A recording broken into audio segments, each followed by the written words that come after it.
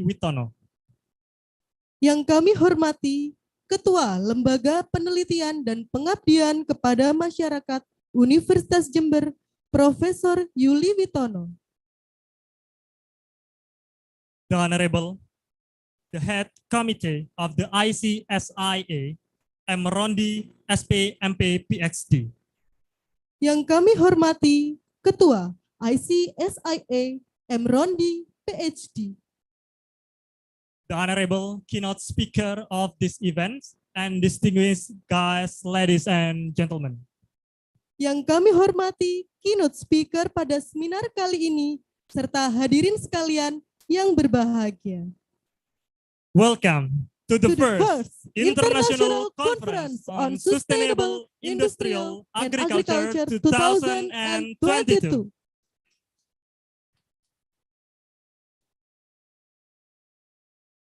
First of all, I would like to say the utmost gratitude toward our God, Allah Subhanahu wa Ta'ala, for letting us gather in today's events with good and stable state of health.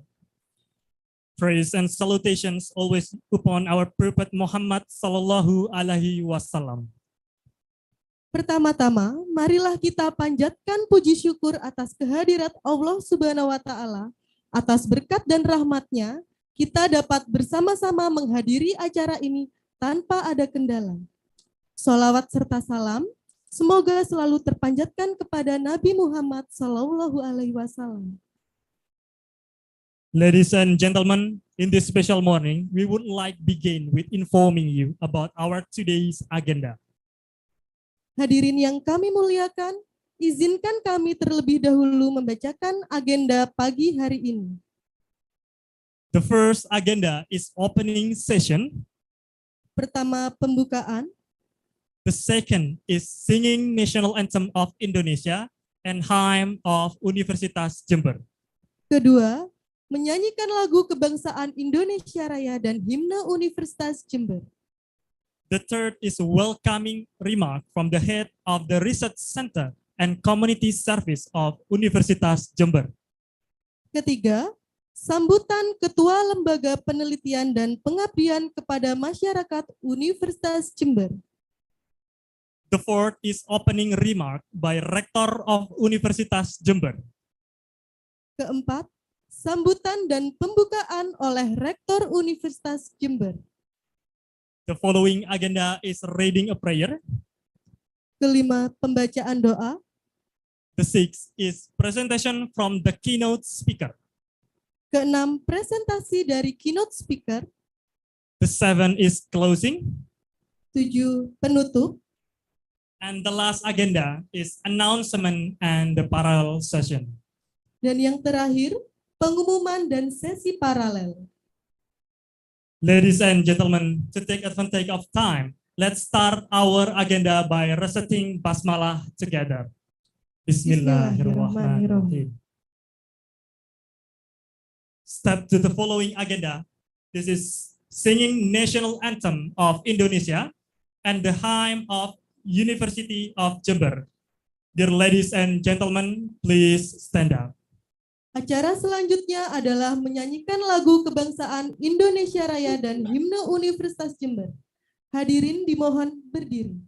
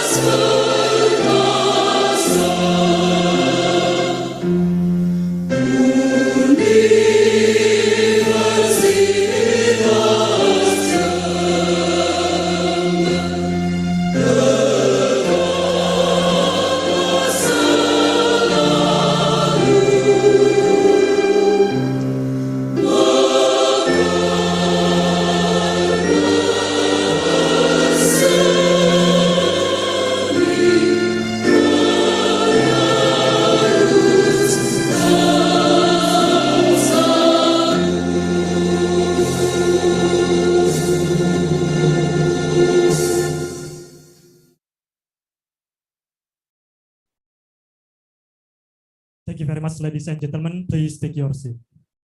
Terima kasih, hadirin sekalian, disilahkan duduk kembali.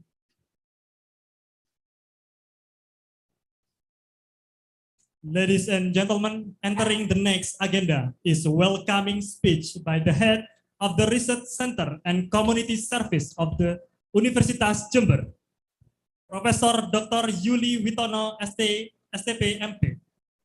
Acara selanjutnya adalah sambutan oleh Ketua Lembaga Penelitian dan Pengabdian kepada Masyarakat Universitas Jember, Profesor Yuli Witono. Ladies and gentlemen, please welcome to Profesor Yuli Witono. Kepada Profesor Yuli Witono, disilahkan. Sorry, my voice is not so clear, yeah, and not so maximal, yeah, because there is some interference, yeah. But the voice become rock singer, yeah, like a guitarist, yeah. Sorry. Assalamualaikum warahmatullahi wabarakatuh.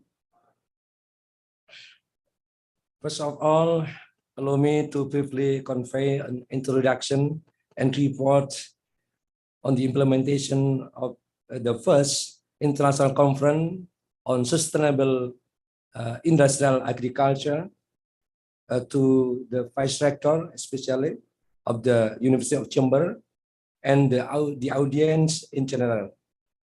That this conference substantially departs from our spirit to oversee and implement the vision of the University of Jember, one of which is related to industrial agriculture insights. Within the university's internal and national level, we have conducted several discourses to develop this concept. This moment, we also want to further explore how the international world view develops industrial agriculture model in various perspectives of expertise from scientists. For the first International Conference on Sustainable Industrial Agriculture, we respectfully invite several foreign experts who are members of the University of Chamber Collaboration and Research Group Network of the University of Chamber, including the first, Professor Shinjiro Ogita. He is an expert and Dean of Faculty of Faculty of Life and Environmental Sciences, the Prefectural University of Hiroshima, Japan. And the second one, Professor Susan Brambre from the National Center for Frame Health, Australia. And the third, Dr. Okimurasa. Okimurasa, the name like Japanese, yeah, but it's not Japanese, original Indonesia. Yeah. He is Director of Research and Development, Indonesia Agriculture. And the fourth one, Professor Bambang Kuswandi, as an expert and Vice Rector for Planning and Cooperation Affairs, the University of Jember. He is also one of the 42 Indonesian scientists who are included in the world's top 2% scientists by Stanford University. I as chair of the Academic Research and Community Service Center of the University of Jember, as well as representing the committee, would like to express my gratitude for the sharing from all of speakers at the morning's plenary sessions. This conference will also be continued with parallelization to share and discuss the current research result related to industrial agriculture and related aspects, especially energy and also health.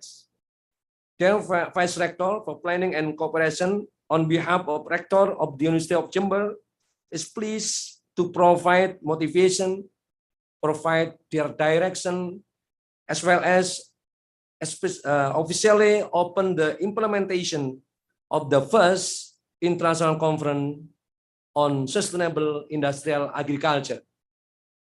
Thanks for all participants and cooperation. But allow me to rhyme. Rhyme is pantun in Indonesia. Yeah, I don't know exactly in international known or not. Yeah, about the pantun. Yeah, now there is a new habit for Indonesian when we opening and closing speech using rhymes or pantun. But for Melayu is customary. Yeah. Every end the sentence, please respond not cakep but okay. Yeah. Jember is beautiful city. Okay, yeah. Sorry, please more compact. Yeah. Jember is beautiful city. The University of Jember is an excellent campus. Remember, we lifestyle to be healthy. Follow this conference more serious. Allow me to convert in bahasa with a few modification. Jember adalah kota agropolitan. Universitas Jember adalah kampus yang excellent. Mengingatkan kepada seluruh partisipan, ikuti dengan serius semua sesi pada Ic-Sia Conference. That's all my introduction. Very good morning. Assalamualaikum warahmatullahi wabarakatuh.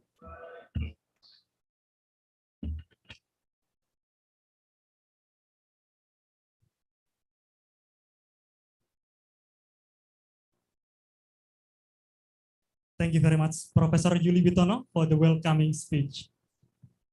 Kepada Profesor Yuli Bitono, kami sampaikan terima kasih atas sambutannya.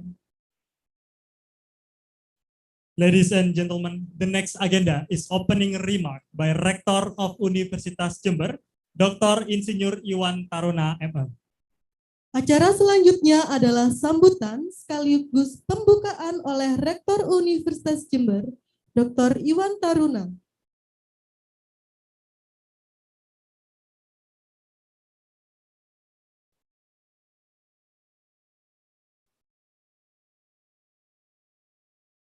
In these occasions, Rector will be represented by the Honorable Vice Rector 3 of Universitas Jember, Profesor Bambang Kuswandi. Sambutan sekaligus pembukaan akan diwakilkan oleh Wakil Rektor 3 Universitas Jember, Profesor Bambang Kuswandi.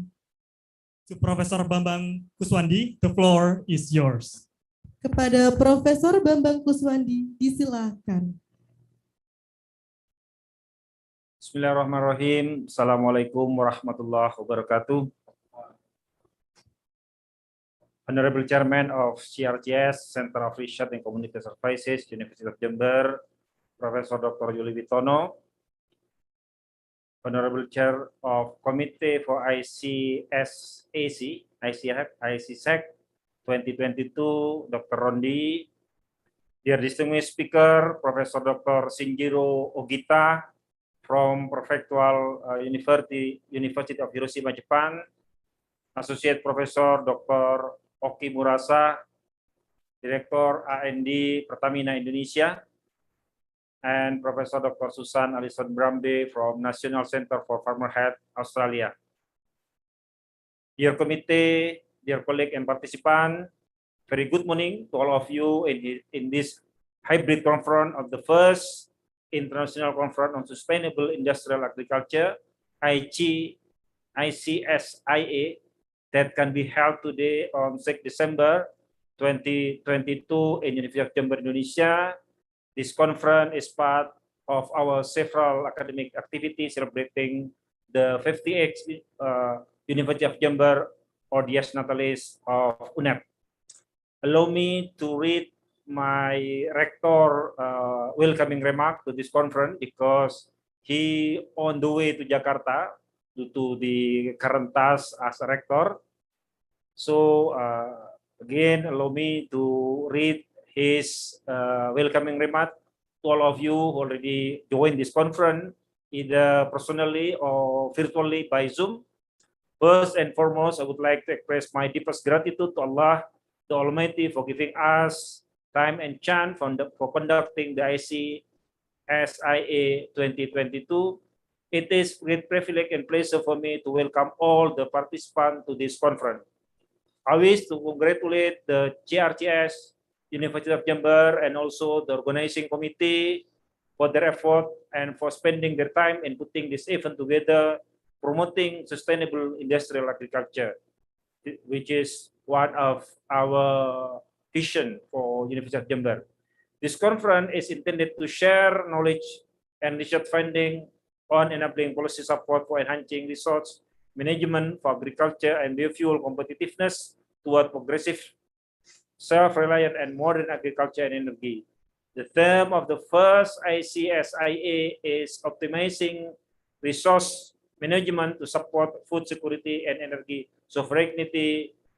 During this event, the conference present invited speakers from international organizations from Prefectural University of Hiroshima, Pertamina Indonesia, National Center for Farmer Health Australia, and of course from the University of Jember itself, to frame the conference as well as to share thought and knowledge on sustain first food security and industrial agriculture, material and sustainable energy, and the third health promotion. Internal issue faced by the world are lack of food, limitation of energy, and global health. By the end of the century, the population number tend to be 10.4 billion, which require food, energy, and health. Government, private sector, academician, and local community globally have conducted several ways to fulfill humankind need. We bring those issues to an academic forum to discuss and find the best and most applicable solution at this conference. Holding an international conference on the transition era from the pandemic to the normal era requires hard effort and intellectual work at all stages of the conference. Nowadays, participants prefer to attend online than offline. Besides managing academic article, from designing the website, registration process, and uploading an abstract and full paper to be presented at the parallel session, require detailed and patient work. The organizing committee and academic committee have worked with a high level of accuracy to answer all process run smoothly and meet quality. Last but not least, we wish all attendants of the first Ic-Sia 2022 find enjoyable scientific gathering at this conference. We apologize for all mistakes and inconvenience at this conference. On behalf of the Rector of the University of Jember, by reciting Bismillahirrahmanirrahim, I officially open the Ic-Sia 2022. Thank you very much. Wassalamualaikum warahmatullahi wabarakatuh.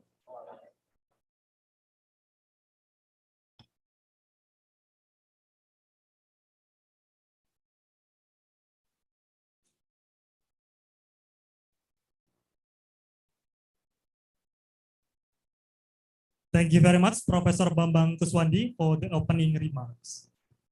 Kepada Profesor Bambang Kuswandi kami sampaikan terima kasih. Ladies and gentlemen, entering the next agenda is reading a prayer by Mr. Zainur Rashid Ridho, SPD, MPD. Acara selanjutnya adalah pembacaan doa oleh Bapak Zainur Rashid Ridho, MPD.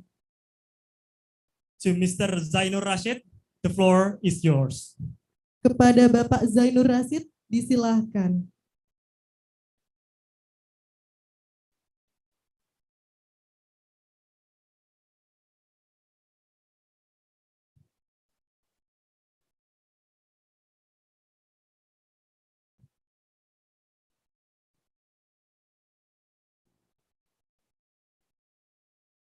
Assalamualaikum warahmatullahi wabarakatuh.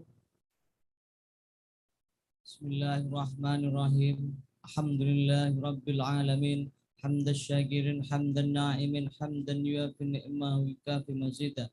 Ya Rabbana lakal hamdu kama yanbaghi li jalaika wa atimi sultani. Allahumma salli wa sallim ala sayyidina Muhammad wa ala ali sayyidina Muhammad kama shallaita ala sayyidina Ibrahim wa ala ali sayyidina Ibrahim fil alamina innaka Hamidum Majid. Allahumma inna nas'aluka salamatan fid din wa afiyata fil jasadi wa ziyadatan fil ilmi wa barakatan fil rizqi wa taubatan qabla al maut wa rahmatan indal maut wa maghfiratan ba'dal maut. Allahumma khawwin alaina fi syakaratil maut wan najata minan nari wal afwa indal hisab. Allahumma yassir lana wa la tu'assir. Allahumma inna nas'aluka ilman nafi'a wa rizqan wasi'a wa shifa'in min kulli da'in wa saqamin bi rahmatika ya arhamar rahimin. Ya Allah, ya Rahman, ya Rahim, ya mujibas sa'ilin.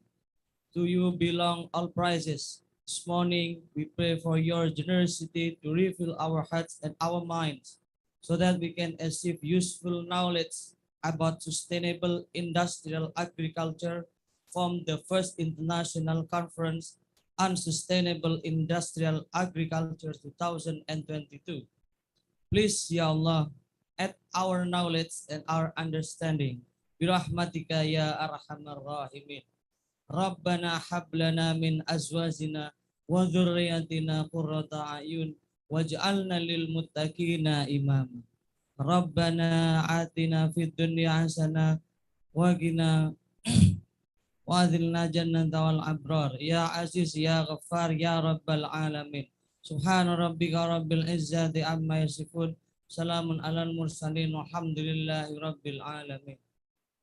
Assalamualaikum warahmatullahi wabarakatuh.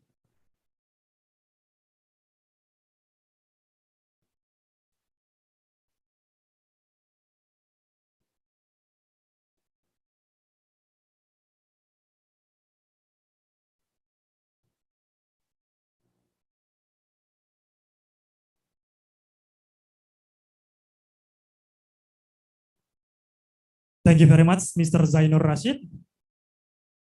Kami sampaikan terima kasih kepada Bapak Zainur Rashid. Ladies and gentlemen, we are now entering our main agenda, the plenary sessions by our keynote speaker.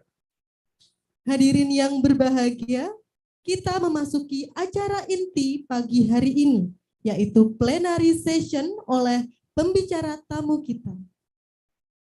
The first presentation will be given by Professor Shinjiro Ogita from Prefectural University of Hiroshima, Japan. Presentasi pertama akan disampaikan oleh Profesor Shinjiro Ogita dari Prefectural University of Hiroshima, Jepang. And the second presentation will be delivered by Professor Susan Alison Brumby from National Center for Farmer Health, Australia. Presentasi kedua akan disampaikan oleh Profesor Susan Alison Brumby dari National Center for Farmer Health, Australia. And the third presentation will be given by Associate Professor Dr. Oki Muraza, Director of Research and Development Pertamina Indonesia. Presentasi ketiga akan disampaikan oleh Associate Professor Oki Muraza, Director of Research and Development Pertamina Indonesia. And the fourth presentation will be delivered by Professor Bambang Kuswandi from Universitas Jember, Indonesia. Presentasi keempat akan disampaikan oleh Profesor Bambang Kuswandi dari Universitas Jember, Indonesia. Ladies and gentlemen, this plenary session will be moderated by Mrs. Suyani Indriastuti, PhD, from Universitas Jember, Indonesia. Plenary session kali ini akan dimoderatori oleh Suyani Indriastuti, PhD, dari Universitas Jember, Indonesia. Ladies and gentlemen, before we give the floor to our moderator, I would like to introduce our moderator first.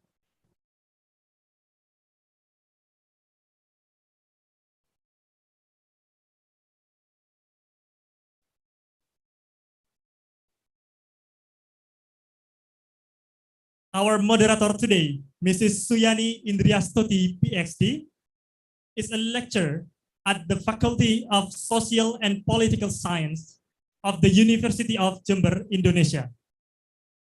She got her PhD in International Relations from the University of Nottingham, United Kingdom. And the research area that conducted by Mrs. Suyani is about international political economy, international agribusiness, human security, and resource political economy.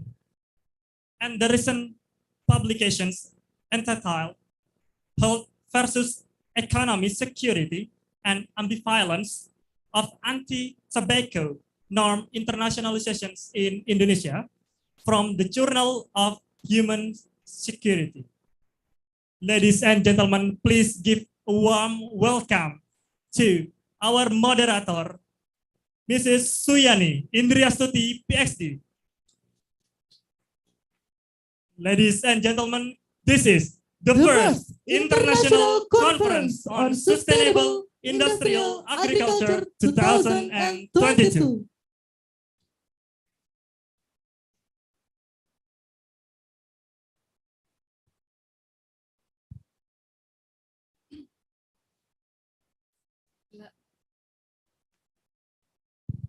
Bismillahirrahmanirrahim. Assalamualaikum warahmatullahi wabarakatuh. Good morning, ladies and gentlemen, and welcome to the second agenda of the first International Conference on Sustainable Industrial Agriculture on the topic of optimizing resources management to support food security and energy sovereignty. My name is Suyani Indriastuti. I'm a lecturer at the Department of International Relations, University of Jember. It's my great honor to be a moderator in today's conference. Ladies and gentlemen, food security and energy sovereignty are crucial issues in human life because it is related to basic needs in daily life.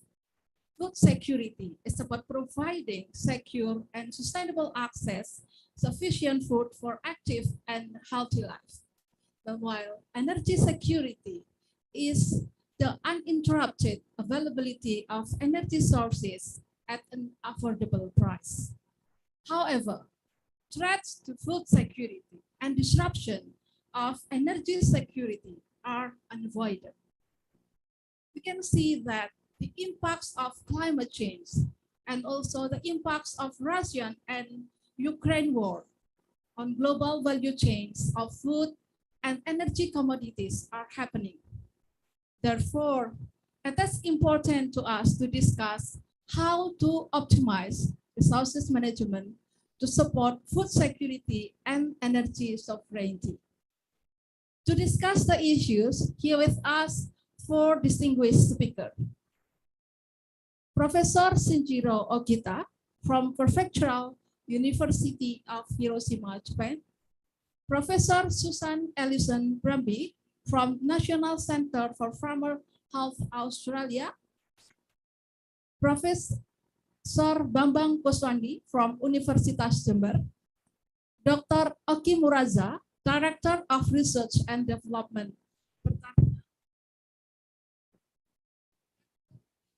Presented by Mr. Septian Marno from Pertamina.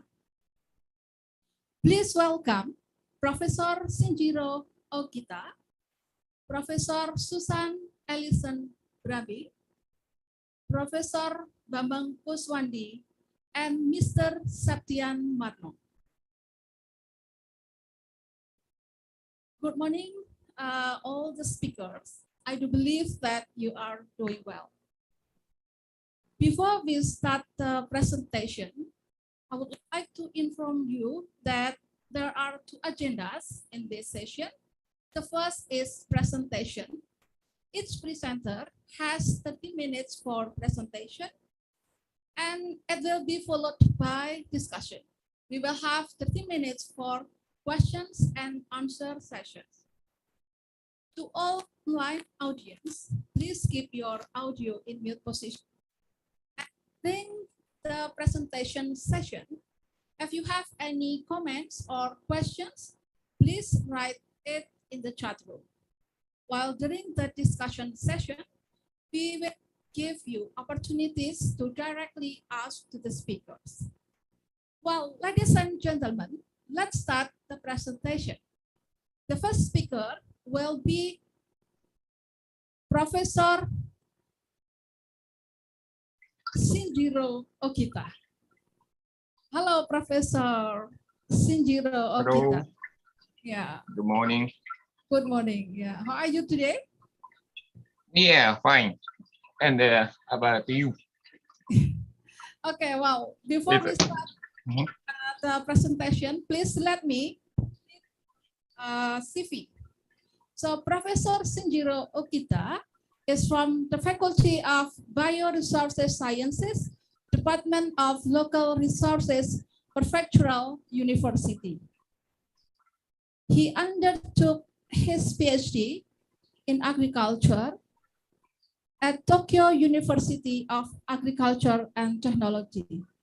His research area is in cellular, agricultural, and biotechnological. Professor Shinjiro, time is yours for about 30 minutes for presentation. Time is yours. Okay, let's start sharing the slide.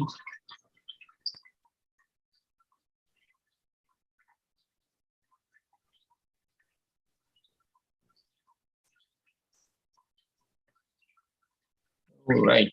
Thank you for chairperson, and thank you for giving me this type of opportunity. I just, yes, really thankful to all the attendees and of course the committee persons. And let's start my topics.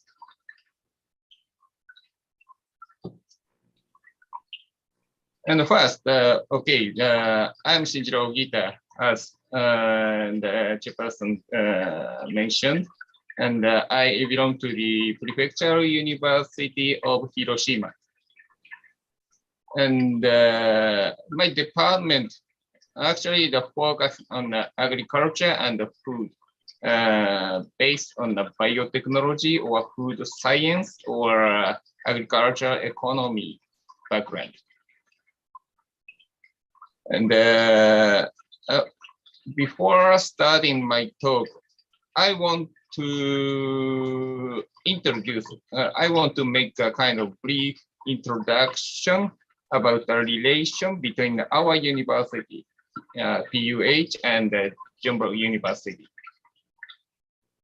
And here, the PUH and the Jeonbuk University already engaged MOU in 2014.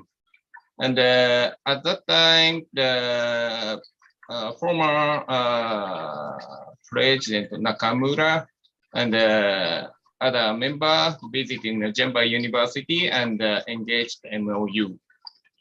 And after that, we can continue, we can develop the kind of relation. And I showed you some example right here. At that time, I visited the Jeonbuk University and do some lecture and discussion. This is 2018. And here is another example. Our university student, I think around 10 students with one staff, just visiting your place and do some field activities or some other discussion. This is 2019, I think. Of course, the from Jeonbuk University, we always accept the exchange student or regular master course or doctor course student. And this is example that I followed one of the students. This is better. And if you put my name, Ogita, in your website, you can see the kind of information about this type of activity. So please try it later. And based on this activity, and I just start my talk.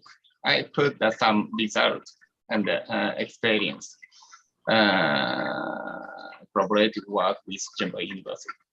And my topics, today's topic is cell culture model has potential to change plant biotechnological research and its application to or toward for food and industry. Here, today's topics that I prepared the two topics. One is plant biotechnology. That is my major interest. And the other is cellular agriculture. This word is kind of latest word. The cellular, that means a plant cell and just connected with the agriculture or future agriculture. All right, let's start the plant biotechnology part. Here, because of my major research work, one of the major research work is plant and cell tissue culture and transformation. So in this case, I just showed one of the results already published in plant biotechnology, and you can see the author, that this is my name, and these are from the Jeonbuk University. And in this case, I focus, actually the Bella-san focused on the cassava project, I mean. And she just visiting my laboratory as an exchange student and spent 6 months and do the research work about the establishment of cell culture and establishment of basic techniques or protocol of agrobacterium-mediated transformation of cassava. And I just show you some data. And here, of course, I know in Indonesian, the many kind of cassava variety there. And in Japan, my place, Hiroshima Prefecture, is a little bit cold for the cassava plantation. So I just getting these materials from the Okinawa Island, a little bit far from here. But when I saw the cassava leaves, like a panel A and B, you can see that here is red color and here is a whitish color. So this is kind of difference, the variety differences, I think. And when we saw this type of difference and the characteristics, what we did is we expected that this type of color change and the type of leaves will reflect some growth habit of target cassava. And when we use the fluorescent microscope like this one, and the red color and the inside show the different pattern, the different image, I mean. When we see this reddish portion under the fluorescent microscope, we can see some fluorescence characteristics, but the reddish part here is something like that. And compare with panel C, yeah, you can find some different, especially the surface structure showing some bright fluorescent pattern, and inner something different. Okay, you can see the difference, right? And this is a kind of morphological or histochemical difference. And the next, what we did is from these samples, make a kind of extract and analyze. And these are the two examples. One is the TLC analysis, and here is the reddish, and here is the whitish, reddish and whitish. And the petiole and the leaf, we just extracted and performed the TLC. And what we can see is kind of different band pattern that reflect the kind of specific metabolite of each samples. And these are the kind of wavelength scanning data of extract. And of course, again, we can see the difference or similarity. And based on these information, we just focus on a kind of specific bioactive component against the kind of fungi or against the bacteria, because of our target is to establish an efficient transformation technology. So here, of course, using the extract that I mentioned, I just do the co-culture with the bacterial suspension and check the growth. And in this case, we use the two specific kind of strain of agrobacterium, and blue color showing the kind of transient expression level.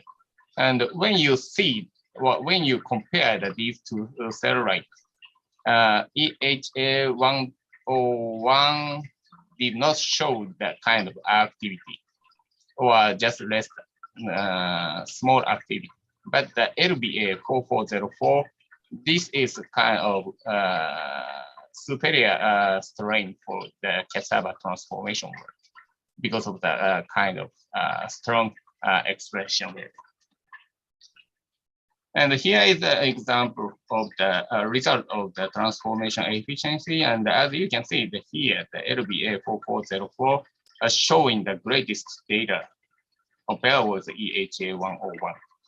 So these are, of course, we can test, directly test, but based on the morphological or kind of physiological analysis, we can pick up the kind of good strain for transformation. All right, and these are the kind of example of the types of tissue culture. We can use the many kinds of tissue culture work, but we want to focus on the somatic embryogenesis in this case. Here is another example of the establishment of culture. The ones for example, we use the plant tissue, in vitro plant tissue. We can use the kind of meristematic region easily. And if we start the tissue culture, and we can see the different color or different feature of tissues like this one, whitish, greenish, and a bunch of root. And when we select this type of specific cell line, and we can know what type of metabolite accumulated in specific samples like this one. Okay, and based on these information, what we can imagine. So this is the important thing. I said the somatic embryogenesis.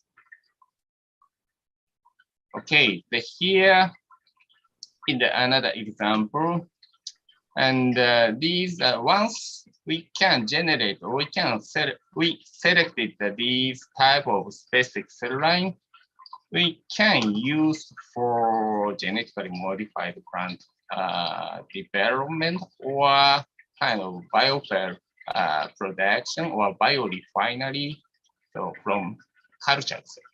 This is the one focus on the one idea. And here, I said the somatic embryogenesis. Why somatic embryogenesis? Because the somatic embryogenesis is the kind of bunch of medicine, like shoot apical medicine and the root apical medicine. And what we did, this is another student from Jumbo University, Lori-san. And here, as I said, shoot apical medicine and the root apical medicine. In the somatic embryogenesis system, we can use these special structure of cells, like this one. Okay, what he did is establish this type of somatic embryogenesis system of coffee and check the kind of proliferation or differentiation capacity or ability. And when we use the fluorescence microscope, the mitotic activity is here, here, here. So this means that this type of somatic embryogenesis system can be used for the multiple purpose. And of course, we selected the several cell lines like this one and check the growth characteristics and check the mitotic activity. And using this type of selected cell line, he just mentioned some biological activity like allelopathic capacity or other possibility to produce the useful metabolite, right? And of course, I just showed this type of special selected cell line. And after that, what we can do by using this type of cell, that means cellular agriculture, like this one. I already showed we can selectively induce or maintain the specific target plant culture cell. So that means that based on such a cell culture, we can make a kind of food materials. And here is the one of the example of the cellular agriculture in Japan. And in Japan, we have the kind of government-based association with a private company or university or people, or of course the domestic government basis, and we split together. We already focus on this technology, cellular agriculture. And here is one example from the FAO, and the FAO already focus on this type of technology. And here is the cell-based food. Of course, we have to check the food safety and quality, but basically FAO also mentioned that this type of technology. And here is one example. Just imagine, if we use the cell culture system, we can get the 100% culture cell from the flask or from the bioreactor system. And if we make or select some target plant cell line and modify the character using the transformation technology or genome editing technology, we can produce the kind of greenish or yellowish or reddish cell line based on the idea, like amino acid or pigment or greenish cells like vegetables. And oh, this is a kind of example. This is a culture cell and already powdered. And if we make a kind of cereal or cookie, that we can produce this type of food materials.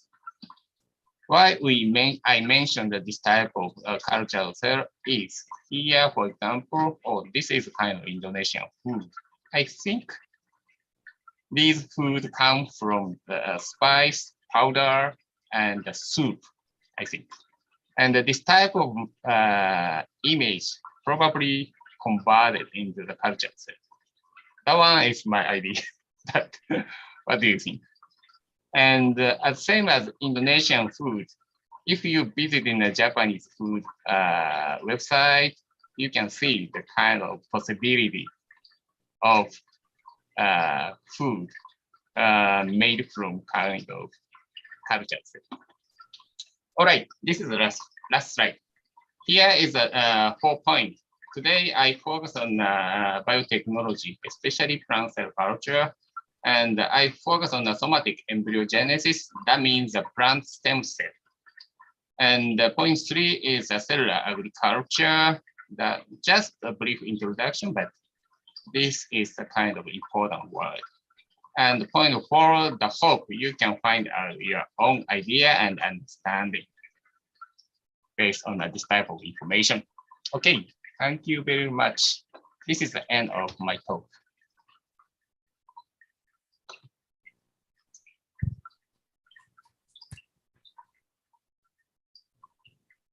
Okay, thank you very much, Professor Shinjiro Okita. That's great presentation about biotechnology and also about cellular agriculture to support food security.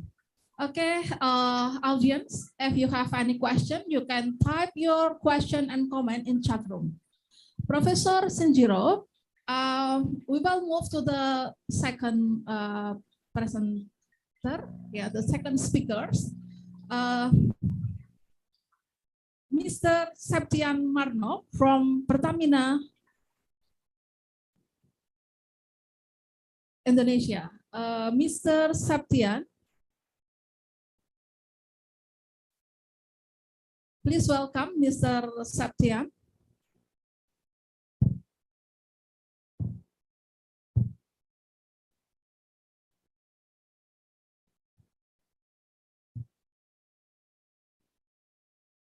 Hello, can you hear my voice?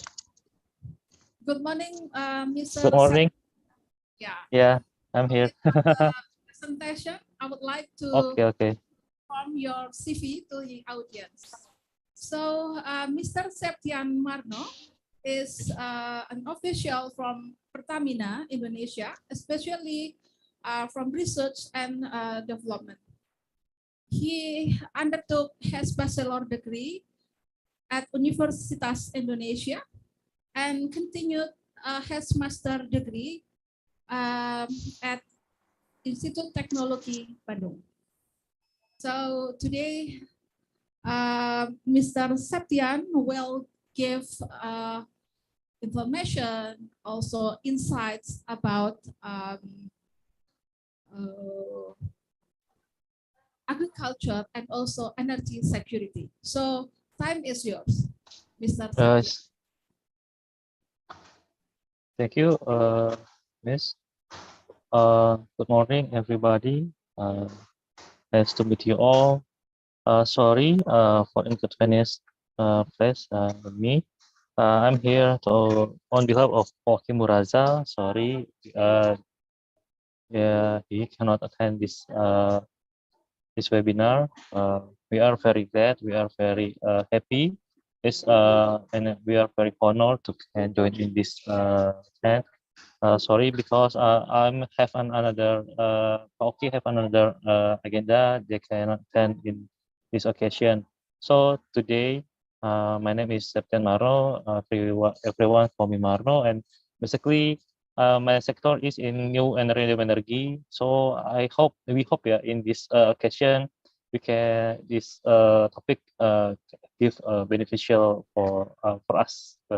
So today, what can Pertamina give in this occasion? Maybe the topic is about the how we have a strategy to balance climate resilience and energy security. Thank you. And next slide. Yeah, thank you for this is some goals in Pertamina that we have commitment to support government to have a net zero emission in 2060. But yeah, as we know, it's very difficult for us to reach this goal. So we should have a collaboration with us together between university and others security with a university people and company. So in this have some strategy in the communication also. So I think we think for the agriculture is very have important sector because now Pertamina as energy company should have the supply that biomass from agriculture to become the bioenergy. So it's very important. So in Pertamina itself, there's two sections for to reach the goals to have the net zero emission in 2060. First is the carbonization of the business and then we should have a new business or new venture because in the future Pertamina I think the oil and gas will be the depression for the demand because some sector will change to the EV electric vehicle and then to new and renewable energy. So I think agriculture is become important and the biomass of the agriculture is very important is needed for the stock of the bioenergy. So the pathway in 2060 the new renewable energy will or the green business it will reach 20% and also the fossil fuel will reduce until 50%. So there are some program that Pertamina have. First is about the biofuel. Biofuel is around we think that we can reach 200 kilobarrel per day, and it's about the HVO, hydro processing vegetable oil, and HEFA same. So and also we have now to install the solar panel. It's about 60 gigawatt to fulfill 15% market share. And the money investment is around 50 and or 55 billion. So it's about the CCS and CCUS. Also, we have our investment in 20 billion that money we should spend on it. And battery and EV also Pertamina now have consortium with PLN and also with Antam or Main ID to have a battery consortium. The name is IBC, Indonesia Battery Consortium, and also hydrogen and also carbon business. So agriculture will be have the important aspect in the future because agriculture will give impact in biomass and biomass. So agriculture and in the future, Pertamina hope that the oil, have the essential oil. So we can have about the essential oil to become bioadditive or become a specialty chemical. So we think Pertamina needed about the new business in specialty chemical, and also specialty chemical is come from like olive oil, like an asiri oil. It come from the agriculture. Then next, Leila. Next slide, I think. Okay, so is it about the stepping about the how we can reach the net NGP in 2060? Yeah, this also we know that we have a three-step, long term, mid term, or short term. So in the long term, we also have the carbon capture and storage, or CCUS, and CO2 utilization, and hydrogen, green hydrogen. In midterm, we now already have bioethanol from biomass, and also green diesel and sustainable aviation fuel. And the short term, we now is a plantation of abundant mangrove and energy efficiency. So in the future, we know that carbon capture and CO2 utilization is also can be absorbed by the agriculture, can be absorbed by the tree, and it's also can and also it can be used from the fruit, can be also can be from the renewable oil. So it's the renewable oils come from the agriculture. So now the agriculture have the importance for Pertamina because we now searching for the non-edible oil. So there are also many countries in Europe and US. There are banned CPO, crude palm oil, because PO is edible, so it can be sold to the abroad. So for the international market, we have restriction. So now we also are searching for the edible oil sources. So also we are now want to study about the how we can monetize the carbon credit. The carbon credit is still give a challenge in Pertamina. Carbon credit can be created from in plantation. How we can use the tree, how we can use the biomass for the energy. Okay, next slide. So there are three pillars for business resilience to climate change. So for how we handle it, so it's about the resilience. There's two factors about continuity and transformation. So continuity is very important for us now because we need the sustainable stock, and we need about the sustainable, about the green feedstock. It's very difficult how we can reach it. And then the transformation. The transformation, we know that the conventional, and also to become the conventional, to become the specialty chemical, and also a new business. In Pertamina, I think it's very challenging how we can transform to new business or new ventures in the future. So also in the future, in this era, we can have some good good effect in the how we can mitigate the climate change. Also, we have in the future will be community engagement. So it will be if we have some agriculture create in every province in Indonesia, so we can provide the job creation. Also, like the now we want to create the energy forest, the energy forest, or how we can mention it like hutan energi. Yeah. Also, hutan energi in Indonesia is they are still I think there's no hutan energi. So we need to create it. We need to create it. Maybe we can join with Universitas Jember. We can together to create how we can make the energy forest. Yeah, green energy forest is dedicated for energy. So we can a plantation about the non-edible oil. It's very good, and it can create profit job creation. Then also ensure food security. So the security is very important for the food. And then then we can involve the local community.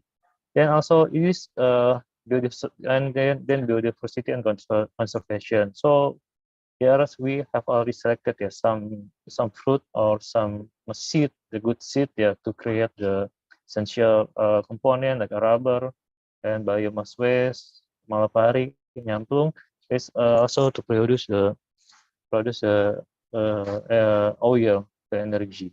So create the non-edible oil. Non-edible oil is very important for Pertamina now because non-edible is assessed in Europe assessed as the good feedstock for the decarbonization beside the CPO. And also we have a plantation in mangrove. Now Pertamina also focus how to plan to create a mangrove forest in Indonesia, and we hope then it will be our priority too. We can have the mangrove forest in every province in Indonesia, and the capacity of the mangrove the decarbonization is about 264 ton per hectare, and also then we can see the economic sustainability. In economic sustainability, we have the sustainability stock and waste utilization and market acceptance. So this is the next challenge about the sustainability stock and waste utilization. So we hope now the agriculture waste is very difficult to for Pertamina to collect because every waste in agriculture is also used for finance or become the fertilizer, and also it's become the meals for the animals. I think it's very difficult to collect it in commercial scale. So maybe in the future we can collaborate how we can collect it, become the energy, and how we can get it as the feedstock for bioethanol, or maybe the cellulose waste can be digested to become the biogas. Okay, the next slide. So this is our effort to have the decarbonization in 2030. We have targeted 30% Pertamina should be reduced the emission in 30 until reach 30% in 2030, and also net zero emission in 2060. I think it's very challenging for Pertamina. So we also plant the mangrove in some area in Indonesia. We can see in this picture. In this some location that Pertamina have the plantation in mangrove. It's targeted. This is a target area. Yes, mangrove is mangrove forest is reach until 3.31 million hectare in Indonesia. I think it's become a good opportunity for Indonesia also to have the mangrove forest, because the absorption capacity is very huge. In one tree in one land is about 264 ton per CO2 per hectare, and target planting is about 9,000 trees, and advancement cost is around 15 million rupiah. So I think it can be create also the green job also for the community in the rural area. So, and also we hope the mangrove is also have the potential about to have the carbon credit. The carbon capture cost is also in 1.47. So it's our Pertamina target. So, and also if we can have the good seed of the mangrove, or we can have a kind of mangrove that can be growth very fast, and robust, and it need and can grow in the critical land. I think it's very good. Also, if Universitas of Jember is can give the seed or maybe give the study for Pertamina how we can create a mangrove in very rapid growth. Okay, next slide. So this is about the various crop species for biofuel development. Pertamina also now want to create the hutan energy or energy forest. So we need the seed from the non-edible oil. So we study now with some university in Indonesia. Yeah, also we have like Anyamplung, Jarak Paga, Rubber, Neem, Karanja, and Kelor, and also like a Malapari or Pongamia. So we already selected some plant to become the energy in the future. This this plant or this plantation is not compete with food. So we hope it can be one solution for us to alternative of palm oil to become the alternative to palm oil to create from the another sources like this plant. And we hope in the future we have plantation in some critical area, a critical land, or in land unfertilized land. Yeah. Also, it will be very important for us to search what kind of where is the land, where is the area that you can have a big plantation. The plantation also used for the carbonation. Also then it's used for the fruit. It's also used for the create the oil. Next. Yeah, this is about the methane. Yeah, methane is become a problem also in the world. Yeah, methane is give the have give high impact to for the ozone. Yeah, ozone. So how to we can reduce the methane release directly to the atmosphere? So we need to we need to know how to we can utilize it. Yeah. Also there is the methane is also come from the agriculture and also from the oil company or energy company, also come from the coal mining. Yeah. So human activities give the great impact and to release the methane to the atmosphere. So in the next year, we should have the technology how to the method how to we can utilize the methane, because methane price is also have a price and the price is quite expensive. Yeah. And this is about the solution can achieve a cost of less of than $25 per ton of carbon dioxide equivalent after sometimes paid in the voluntary carbon market. So if we have the methane reduction, so we can have the potential of the get the credit about $20 per ton of carbon CO2. Okay, next. So it's this is the this is the program of Pertamina program also to end to stop the flaring from the refinery and also from the business area in Pertamina, because the flare is have the emission of the methane. Methane is also have the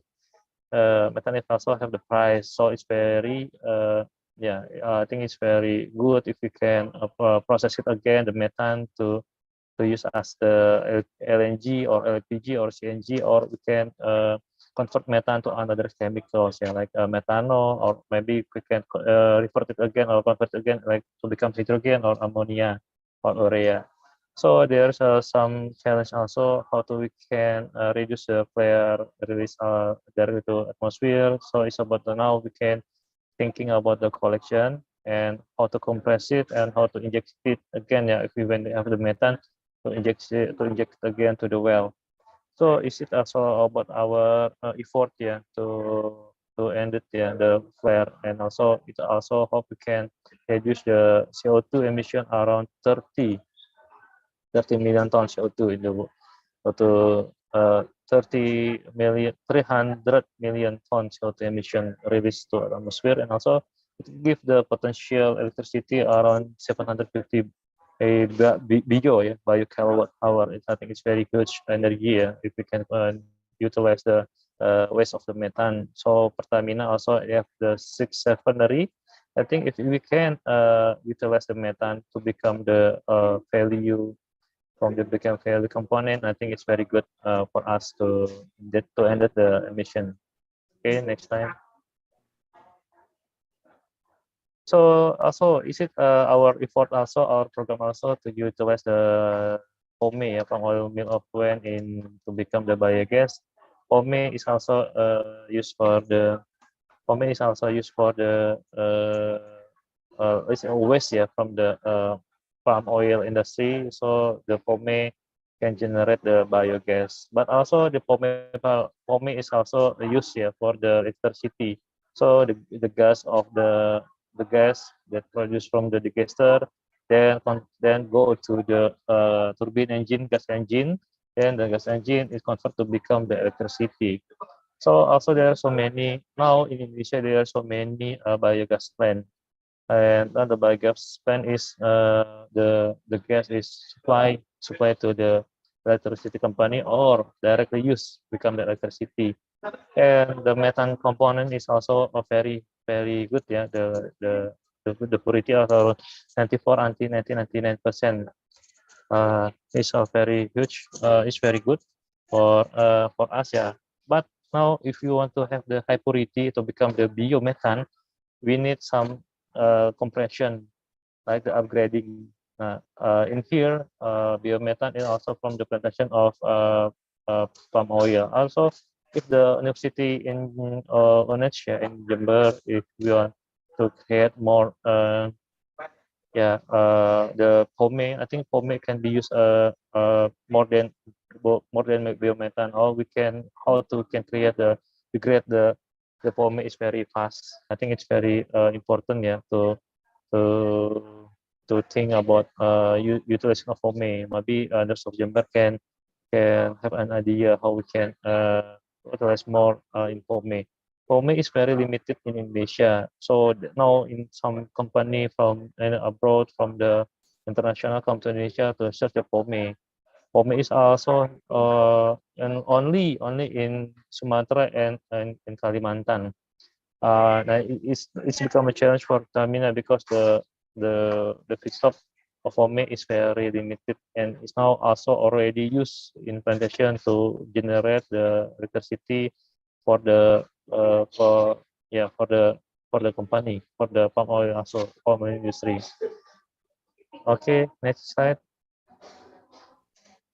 So the another effort from Pertamina is how to convert the biomass to ethanol. So if you have the agriculture, maybe the agriculture should the plan should be have the high cellulose and low lignin. We hope the agriculture can be centralized in some province, so we can collect the biomass. If we can collect the biomass, also we can hydrolyze the biomass, become the sugar, then sugar is fermented, become the bioethanol. Bioethanol is become mandatory in Pertamina, in government Indonesia. It will be implemented, 5%, I think, in 2020.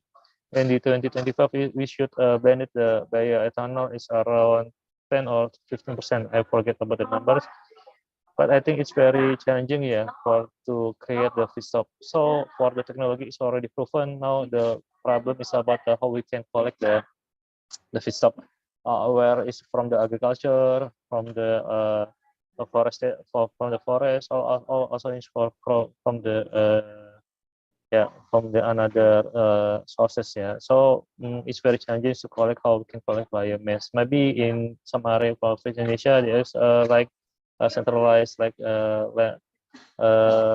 agriculture. Maybe we can collect it in one place.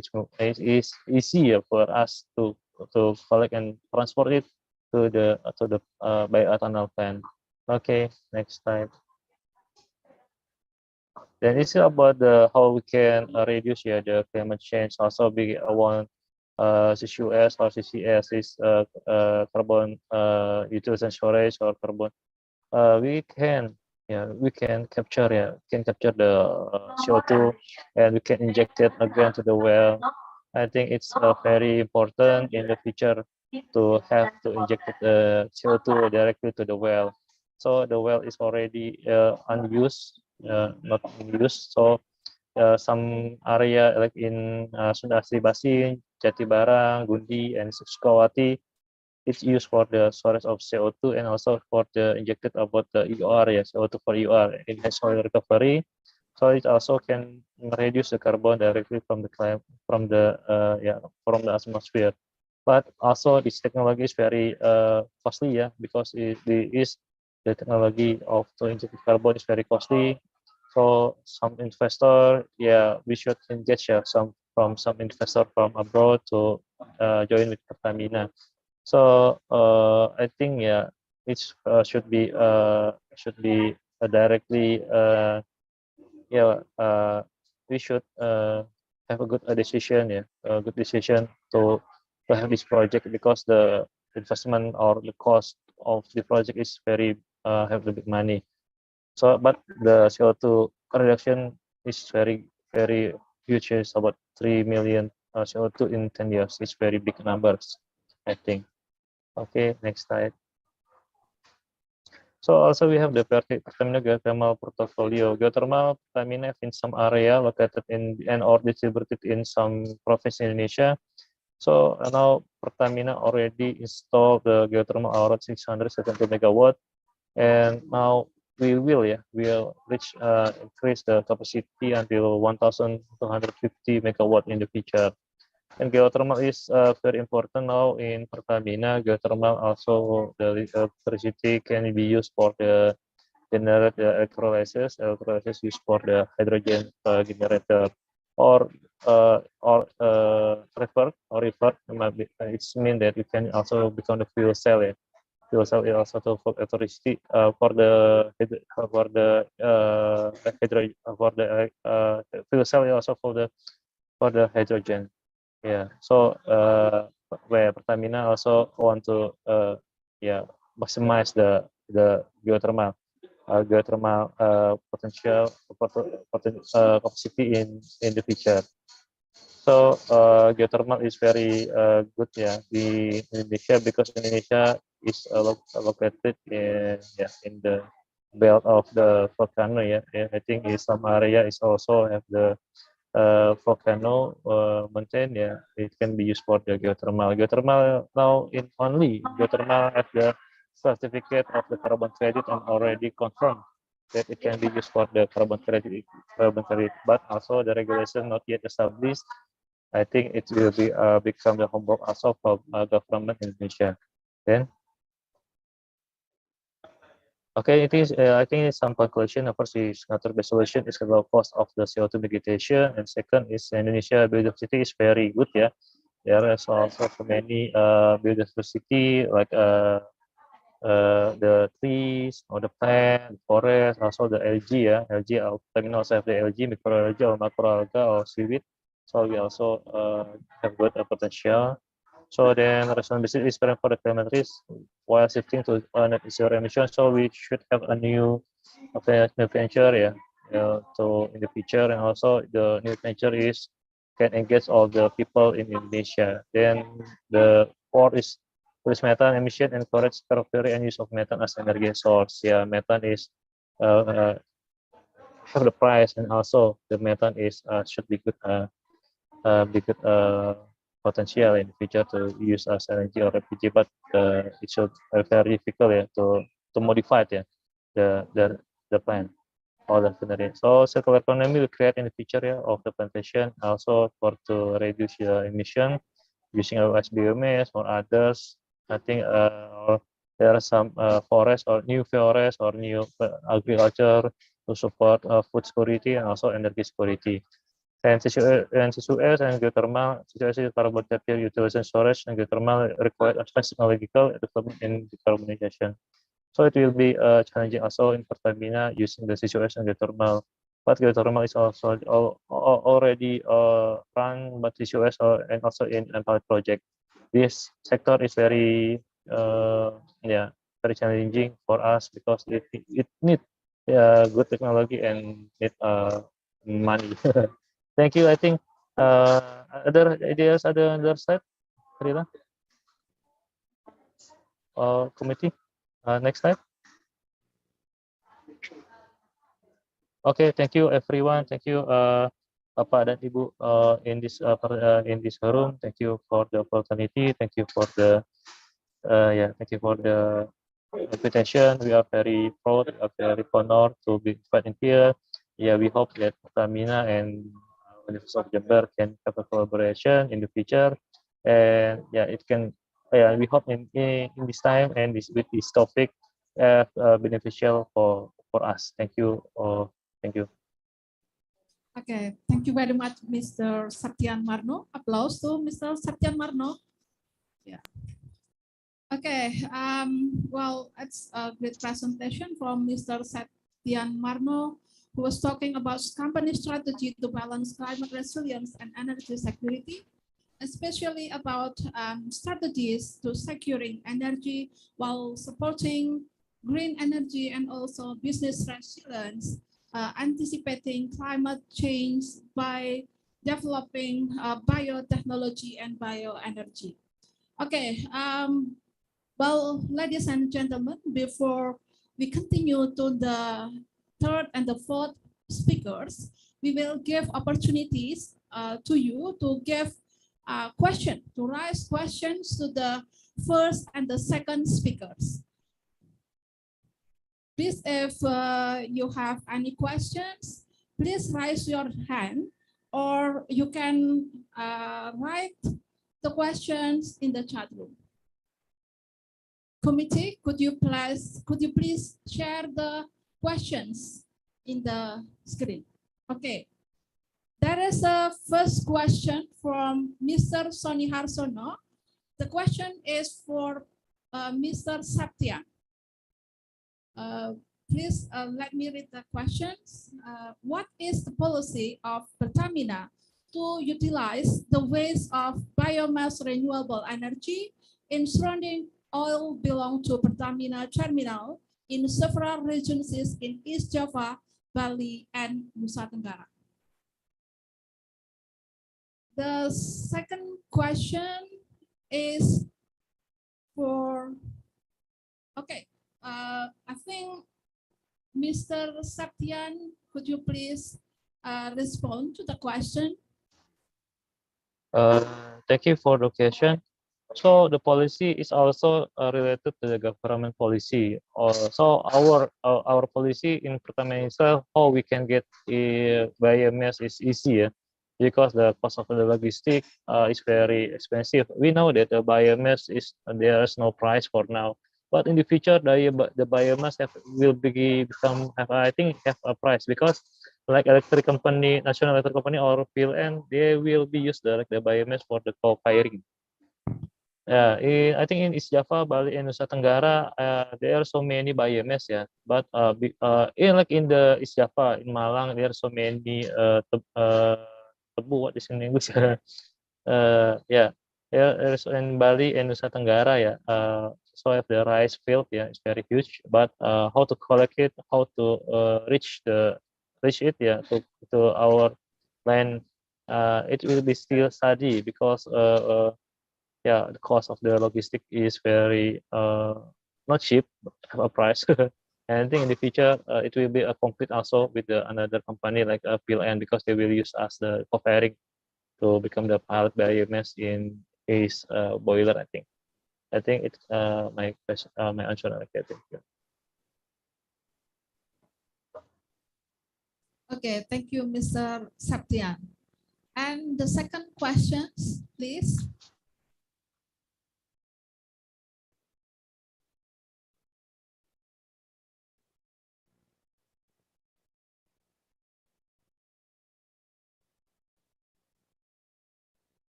Dear committee, could you please share the questions on the screen? Okay, well, I would like to invite all audience here to raise your hand and give question directly to the speakers, please.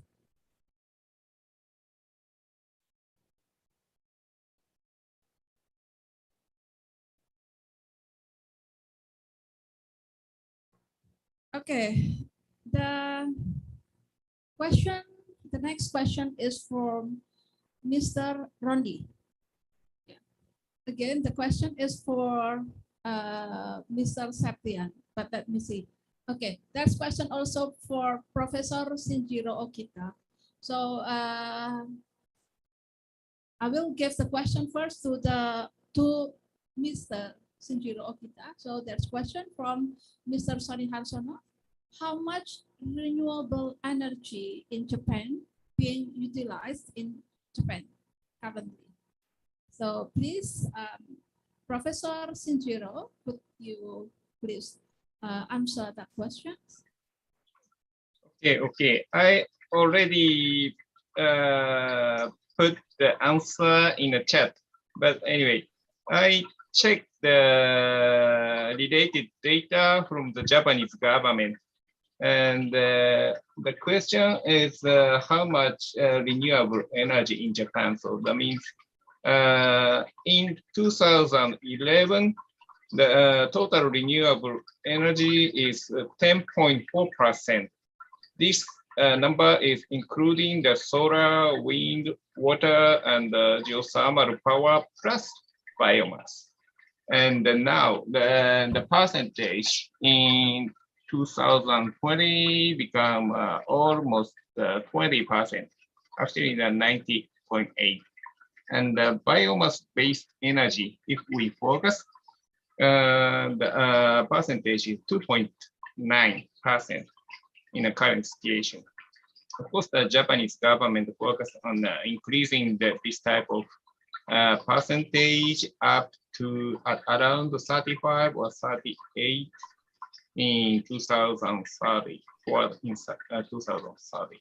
This is the answer. Is it okay for you? Okay, thank you, Professor Shinjiro. Next, we still have questions for Mr. Saptian. Please share the questions. Okay, for Mr.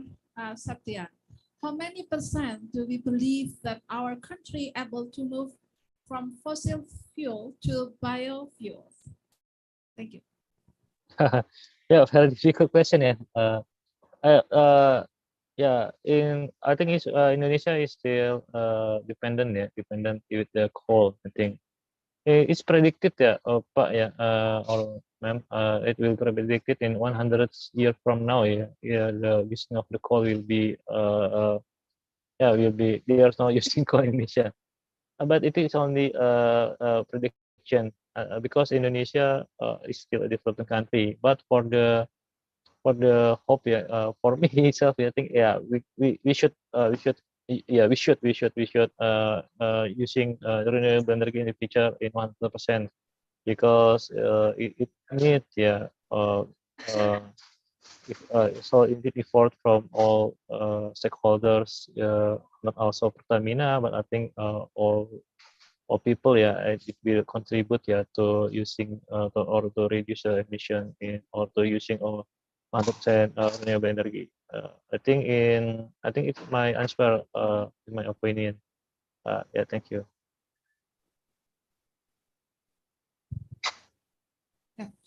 Okay, thank you, Mr. Saptian.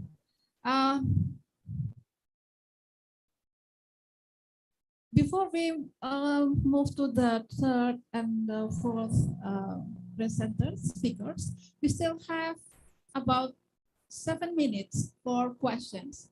So ladies and gentlemen, online audience, please. Okay, we have Mr. Nasir and also Mr. Sony who wants to ask directly to the speakers. I will give opportunity first to Mr. Nasir. So Mr. Nasir, time is yours.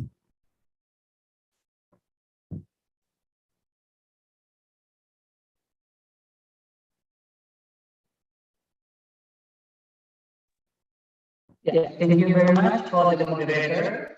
Bismillahirrahmanirrahim. I am Muhammad Nasir from University Swadaya Indonesia Cirebon. I would like to ask two speakers the word from Professor Shinjiro Okita. Actually, it is very wonderful hearing and listening to your presentation. And then it is very benefit for us to know about cellular agriculture. And then my question is, what technologies support cellular agriculture? And then, is it possible apply in Indonesia? Would you like to give the support for this question? The second for Mr. Stephen Mano from Kamina. From your presentation, Kamina is moving ahead on energy transition while enabling energy security in Indonesia. And I believe that Pertamina will support the agriculture sector also. So is it possible to support the research in university for doing the experiment or maintaining the agriculture problems? And then I am also in Azeitun. We have many young tree, and then is it possible to us to get support for doing the research about the bio from young tree? Thank you very much for the moderator. Okay, thank you, Mr. Nasir. Mr. Septian, the question is for both Mr. Septian and Professor Shinjiro. So, Professor Shinjiro, could you please answer or give comments to questions proposed by Mr. Nasir? Sorry, I cannot catch the question because of that kind of howling of the mic system. So please repeat the simple question, then I can get the answer. Thank you. So, Mr. Nasir, could you please give simple questions to both speakers? Maybe the audio wasn't clear enough, so we can't hear clear your voice. So please, you can type your question in the chat room.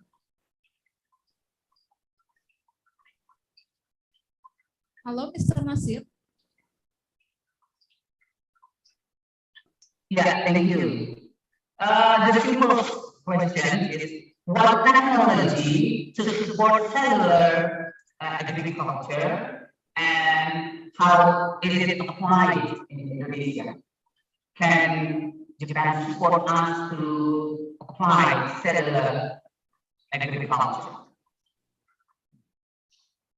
Yeah. I think Okay. about Yeah, the question is about the cellular agriculture and especially what type of technology or techniques can apply in Indonesia. Is it right? Yeah. Okay.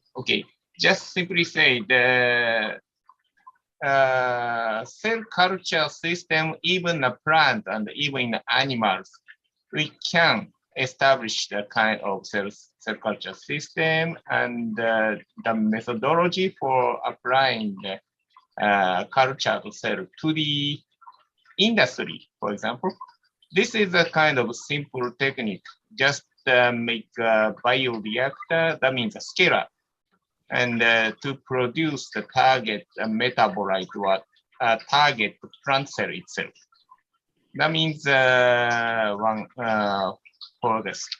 And the other is the kind of future on the latest technology is kind of plant or animal cell-based 3D printing system to make a kind of structure or a small reactor system.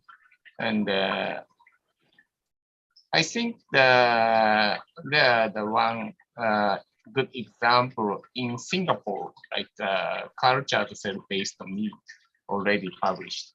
But I think the plant cell has a kind of big potential to produce the kind of industrial materials or food materials. So please keep in touch about such topics.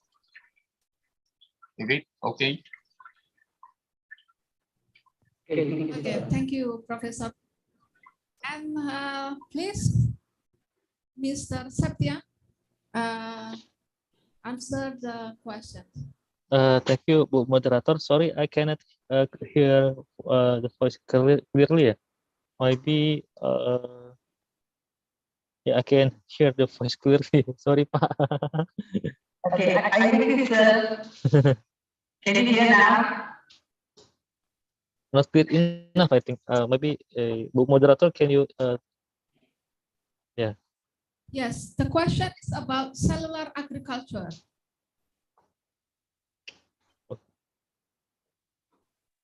Okay, solar agriculture, yeah, for energy or yeah, for the other things, yeah. It's related to your presentation about business resilience, green energy, and others.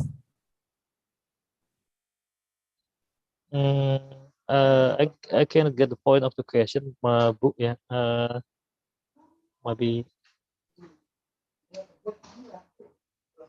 Oh, maybe can you chat the question? Maybe it can. Mr. Nasir, Mr. Nasir, Sorry. yes, could you please repeat your questions and give a brief question to Mr. Satya? Yeah. Can you hear me, sir, now? It's not clear enough because, yeah, but yeah, try to speak slowly. Okay, I will speak slowly. Okay. Pertama, we believe that Pertamina will support for the reduction of energy, and then one aspect that is very important is agriculture. How Pertamina support on agriculture sector, and is it possible to support the researcher in university for doing the experiment in this sector? Thank you. Is it clear, sir? Okay, thank you, Mr. Okay, clear. Thank you, Bu, Pak Nasir. Thank you, Bu Moderator, for your help.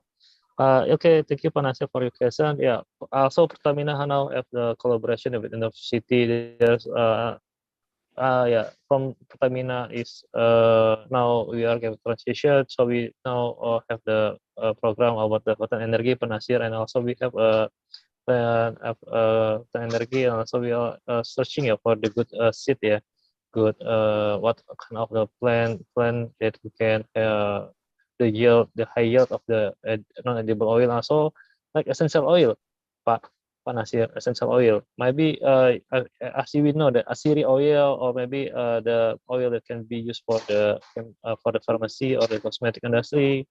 I think it's also is very interesting, yeah, for Pertamina to know more about that, because in the future I think Pertamina will be moved as the chemical company to yeah, to have the new venture. I think we support all the university program, yeah, in that story.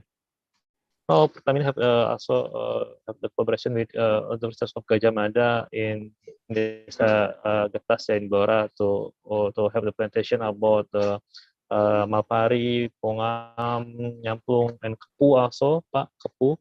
And also now we all want to plan of the Jarak, yeah. So I think what kind of what kind of the plant that could have the higher yield of the oil and have the good component of essential oil, like zaitun, ya Pak, zaitun plant. I think it's very good also to if you have the plantation of the zaitun, because the oil of the olive oil is very high value. Okay, I think it's my answer. We will support university in the agriculture. Okay, thank you. Thank you, sir. Thank you. Nice to meet you, Pak Nasir, and all. Nice to meet you. Thank you, Mr. Septian, and also Mr. Nasir. And well, before we move to the second panel session, we will give opportunity to Mr. Septian and also Professor Shinjiro Okita to give closing statement.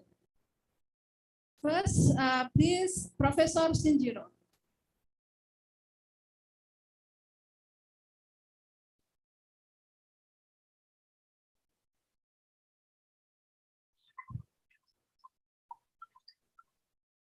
Hello? Hello. Yes. Before we move to the second session, I will give opportunity to Professor Shinjiro to give closing statement in this conference. Okay. And I feel this the first conference of sustainable industrial and kind of agriculture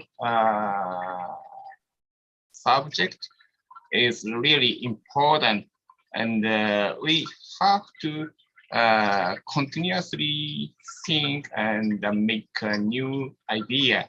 Of course, not only the new idea, but the kind of traditional idea, traditional experience, of course, important. So mixed together, we just develop that kind of new way for the sustainability. Okay, thank you very much. Thank you, Professor Akita. And then next, please, Mr. Satyan, give closing statement. Okay, thank you, Bu Moderator. Sorry for inconvenience ya for me because we are changing Pak Oki here. Basically it's very good very good seminar ya Bapak dan Ibu semua all participant. We are very proud ya in this occasion we can give opportunity to share our knowledge, to share our mission or vision. So the future, I hope in university, all the research, all the projects should be related with the man, industry demand. So I think the agriculture will be have the important role in the future to support the industrial. Also in the biomass, we can use for the bioenergy. Also, if it's possible Bapak dan Ibu, we can find what is the plant can get the high yield of the oil. Good have the it can be live the plant in the in unfertilized land in critical land. I think it should be a strong point for Stamina to have a collaboration with Manor City, and we are in the position to create the green stock in the future. Also not in the not in the land, but also we search on the sea for like the seaweed. Seaweed also we want to go to there because I think seaweed have the also have the high carbohydrate, polycarbohydrate, polysaccharide. I think it's a very important. It's very good component to have the polysaccharide to extract to become the bioethanol in the future. Also can make a biogas. I think it's our closing statement. Thank you so much for the opportunity. Thank you. Sorry for inconvenience because the place is not good for have the sharing the knowledge. Thank you. Okay, thank you very much, Mr. Septian. Ladies and gentlemen, please give applause to our speaker, Professor Shinjiro Okita and Mr. Septian Mano. Thank you very much for your contribution in this conference. Well, ladies and gentlemen, we will move to the second session of this presentation. I would like to invite Professor Susan Ellison Brumby and Professor Bambang Kuswandi. So please welcome Professor Susan and Professor Bambang Kuswandi. Yeah. So in the second session, hello, Professor Susan, how are you today? Excellent, thank you. Good afternoon. Yeah, good. Oh, yeah. Good morning, Indonesia, and good afternoon, Australia time. Well, Before we start the presentation, I would like to introduce you to our audience. So Professor Susan Ellison Brumby is from National Center for Farmer Health, Western District Health Services, Australia.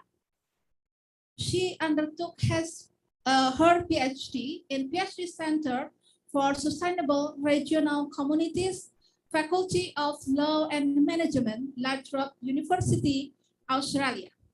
His current position is appointed Clinical Associate Professor, School of Medicine, Deakin University, University Course Director, Agriculture, Health, and Medicine. Professor Susan, please, time is yours for presentation. You have 30 minutes and it will be followed by question and answer. Yes. Okay, thank you. And it's wonderful to be here. And congratulations on your first international conference of sustainable industrial agriculture. Can you hear me okay?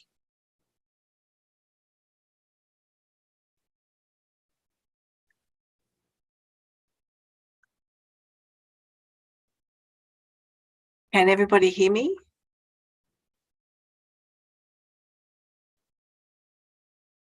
Thank you.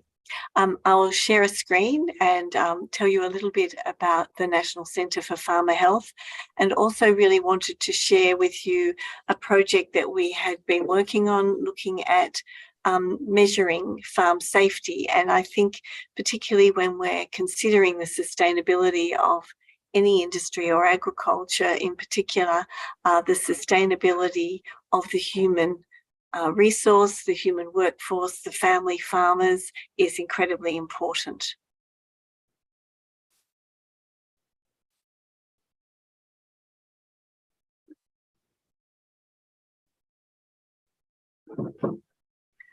Can I just check if you can see my screen?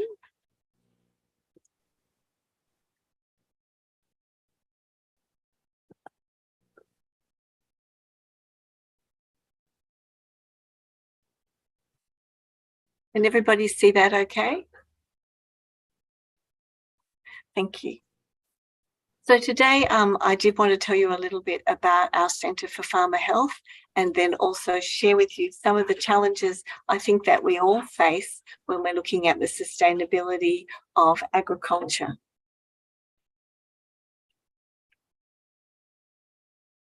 A little bit about us. As pointed out, it's actually about 2:45 in the afternoon in Australia. I'm based down at Victoria in the southern part of Australia in an agricultural centre called the National Centre for Farmer Health, and also an area that is very strong in grazing, forestry, not far from the coast. So we also have fishing, wool production, dairy production, and a lot of crop production.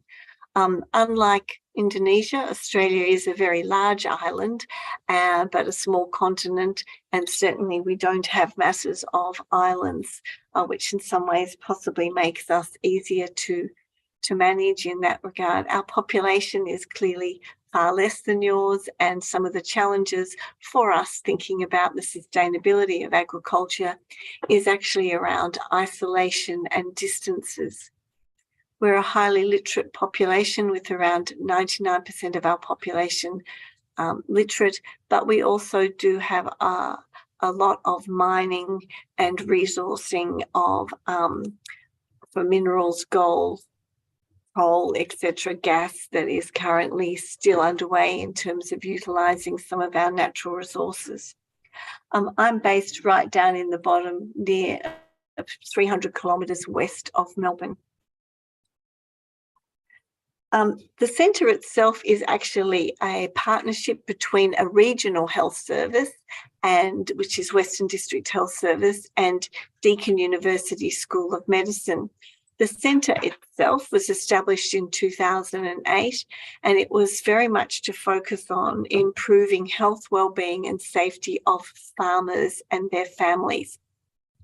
particularly recognizing that if you want sustainability and longevity in any type of agriculture, you must have healthy populations.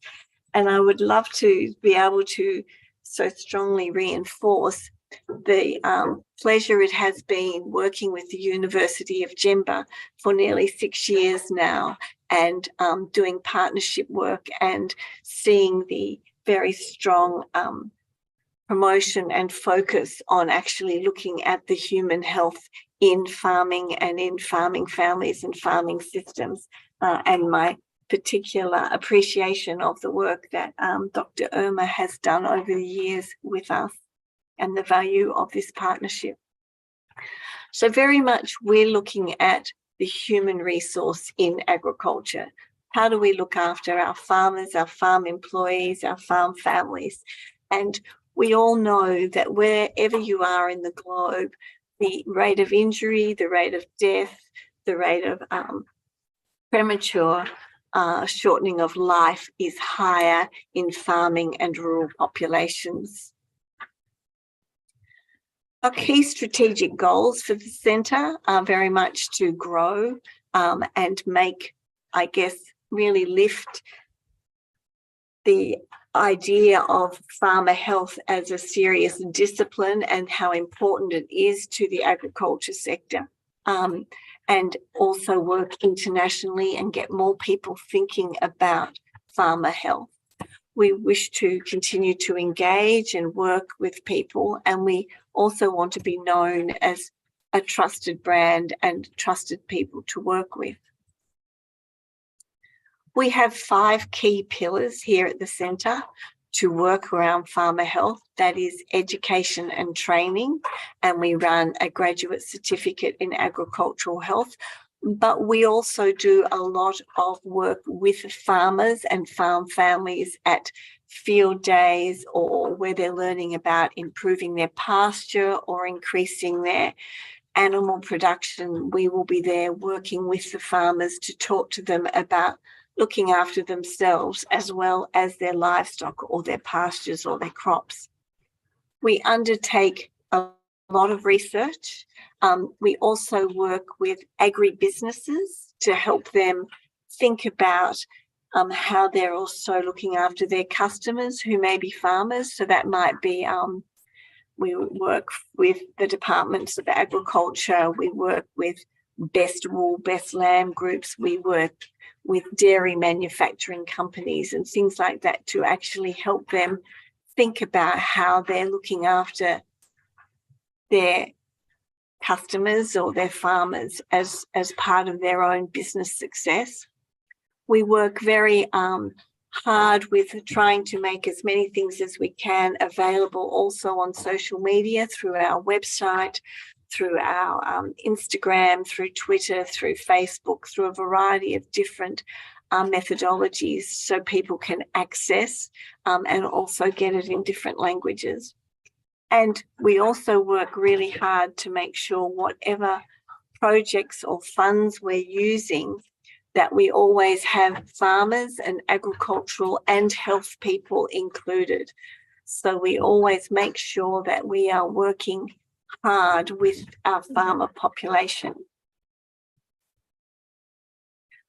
The program I really thought that would be interesting to share with you today, and I'm happy to take any questions or for anybody to contact me after today about information about the centre.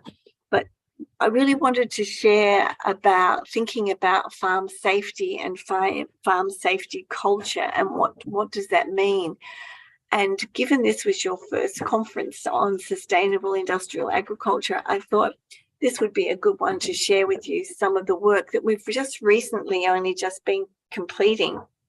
And maybe you have some feedback for me, or we can think about doing new ways of thinking in the future. So the program I was going to share with you is a program that our Department of Agriculture asked us to look at, which was about measuring farm safety culture. It was funded by Agriculture Victoria, Smarter Safer Farms initiative. And Agriculture Victoria is our Department of Agriculture, our government agriculture department for our state of Victoria. One of the key things that we were looking at is farms are invariably made up, mostly in Australia still, of farm families. They may be quite large, but each farm is a kind of own little safety climate. And while we may talk about farm safety culture in a big and broader context, each farm is itself its own system, and was very different to perhaps a large factory or things like that, where you might have overriding principles and procedures around safety and health. Because of that mix of farm and family, it's actually, they're all quite separate, independent things. And we were keen to see, is there a way of measuring to improve farm safety culture? Because I'm sure you're aware that wherever you go in the globe, farm safety is a problem. Children die on farms, adults die on farms, people get injured, there's horrific things that happen on farms, and we don't really seem to have made a lot of improvement. Whereas certainly in Australia, other high-risk injuries have made substantial improvements, such as mining, for example, and manufacturing. So agriculture remains one of the most fatal occupations in Australia and globally. Other people have made progress. What can we learn from them? How can we make farms safer, whether it's a small farm or a corporate farm? So this was quite a challenging thing for us to look at, and we started by doing a literature review. And this was the methodology that we looked at. And we were particularly asked to not just look at the academic literature, but to also look at the grey literature. And I think for us, even though many of us live and work on farms too, we were surprised by how much of the grey literature related to people working on the farm in terms of doing a checklist for safety, as opposed to the academic literature, which was very much about indicators. And there is such a gap between what happens on the farm and how we can try and change safety culture. So if with the methodology, it followed the PRISMA guidelines, and we searched for words such as farmer, safety, occupational illness, and culture. We used the Google Advanced Search for the grey literature, and we found extensive amounts of grey literature, and we took the first 110 of these. They needed to be at least in PDFs, and they needed to have originated from either international statutory agencies or research development corporations or government departments. We then also, the grey literature's along the bottom there of this slide, we then also checked with stakeholders to see if these were the type of things people would be using on farms. We also did an extensive bibliography database search of the peer-reviewed literature, removed duplications, had 3 people screen them through the Covidence software screening, and then found 218 articles of interest that provided information on how to measure farm safety culture.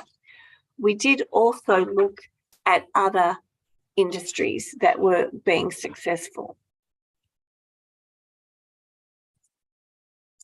So over 60% of the grey literature was measuring something. It was asking farmers to measure or evaluate or tick something before they used a piece of equipment primarily, or maybe used a spraying equipment or a tractor or something like that. They were predominantly all on-farm safety checklists. Of the 110, 53 were the checklists, and the others tended to be guidelines for farmers to read. There was no way for us to evaluate, were these successful? Did they save lives? Did they reduce injury? Did farmers read them and actually make changes?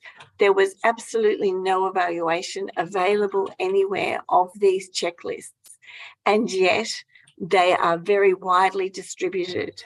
So many agricultural industries do checklists for their farmers, but no one has evaluated them. Do they make a difference? Don't know. What does the farmer do with them once they've done them? Don't know. Was actually very surprising. And as a farmer myself, I have used the checklist, so I did know that I have checked something with it, but at the end of the day, it would either go into a filing cabinet, into a bin, or that was pretty much it. So it pretty much stayed with the farmer. No government departments checked it, or work health and safety people.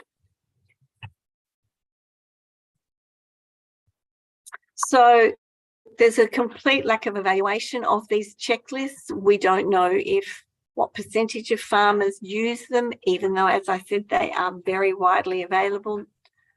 We don't know if they're effective.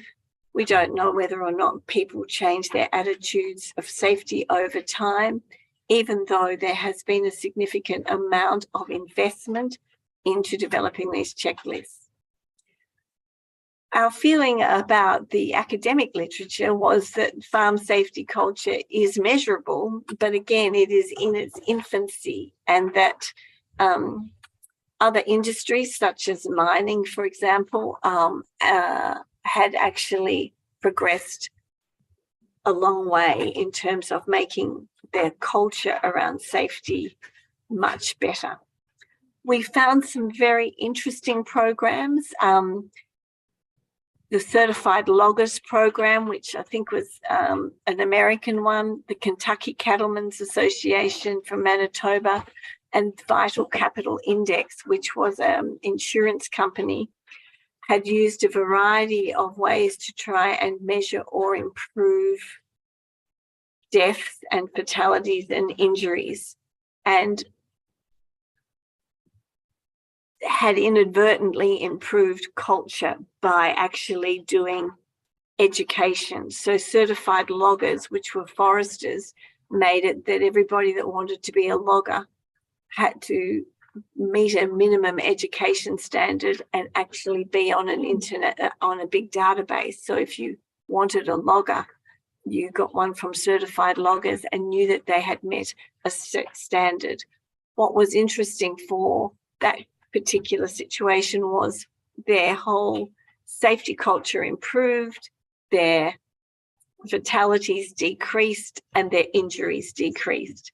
So whilst it didn't set out to be something to improve safety per se, it actually has done a fantastic job.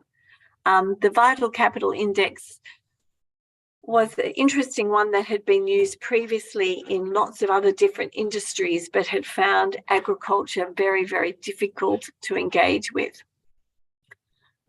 So at the academic level, as opposed to the checklist level, we found that predominantly agriculture, whether it's in Australia or internationally, is pretty much uses lagging indicators, which are your deaths from being killed on farm. And even often they're not easy to find. It's pretty difficult to react to something after somebody's dead unless there's a lot of people dying and there's some legislation or work safety practices put in.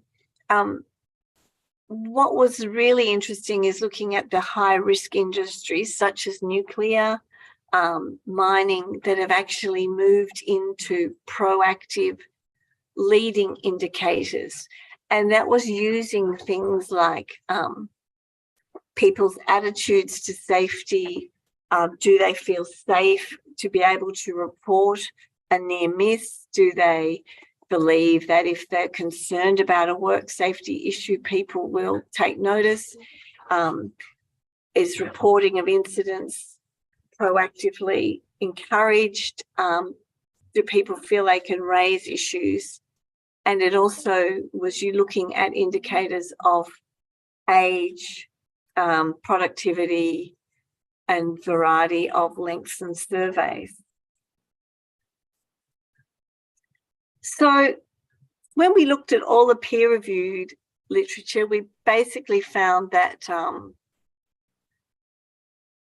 perspectives about work hazards was important. So that actual culture about, is this a work hazard or is this just always the way we've done it?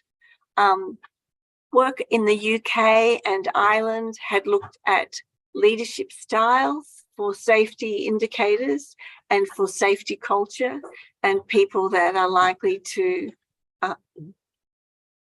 I guess, just jump in and do a job without thinking about it, to someone that is more likely to analyse the task and think, is it safe? I've spoken briefly about the certified logging professionals, which was a really interesting, education program that has absolutely improved culture. One of the simple ones was from the US, looking at cattle handling, and they kept studying the same issue and injury going over and over again, and then worked out ways to reduce the injury and introduce that as a framework for handling cattle safely, and that has also improved safety culture. The Power of People on Australian dairy farms has been run by Dairy Australia, and it has also been moderately successful in thinking about people improving their attitude and their culture around safety. The other thing that we did was we looked at Brohoffner's SEM model, his socio-ecological model of influences on individuals and environments. And this model has been more currently being used in agricultural safety. It's divided into 5 levels, which is an individual level, an interpersonal level, which is like your relationships with your family and peers, organizational level, which is your relationship within your organizations or your workplace, your broader community, and then the role of public policy such as legislation and government. So if we look at these levels and we think about the literature review that we've done, looking at both the grey literature and the academic literature, for farming people in particular, an extraordinary amount of the burden of safety rests very much with the individual and what happens on the farm. Very little is relating to what's happening in an organisational context, of which could be a broader farm or a corporate farm. There is very little in public policy about influencing safety culture and the role of the legislative framework or helping this happen more or engineering out more issues.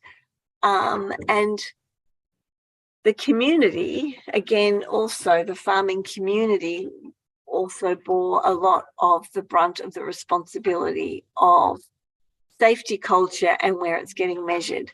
But absolutely the majority of it was sitting with the individual. And I think if you look at the changes that have been made in other high-risk industries, such as mining, nuclear, etc., you will see very clearly that there has been a much larger organisational and public policy focus on improving those industries.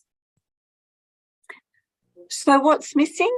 Well, I think clearly counting the number of people that are killed on farms is a lag indicator, obviously, and is not it is a tragedy. It's already happened. It's very reactive for us to be.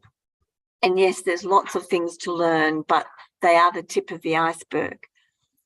Presentations to emergency departments and hospitalizations, certainly lots of musculoskeletal issues and injuries are certainly the tip of the iceberg. Once they've happened, that's really telling us about the culture too far along. It's a lag indicator.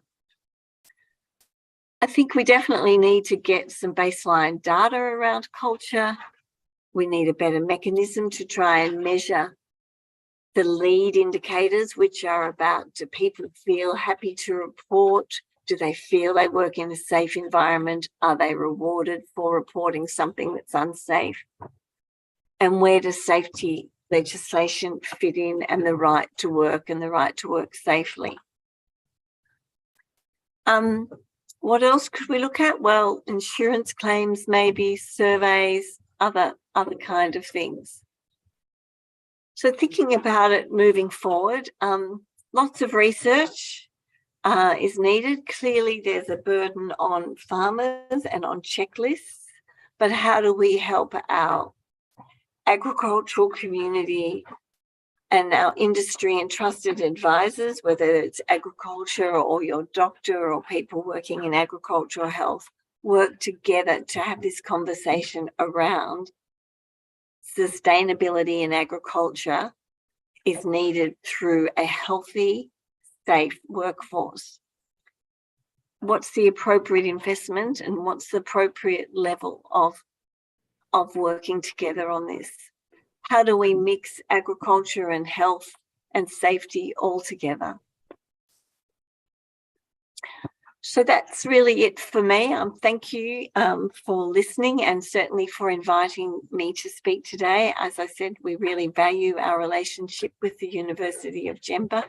Congratulations on this first conference, and I hope that we catch up and meet again.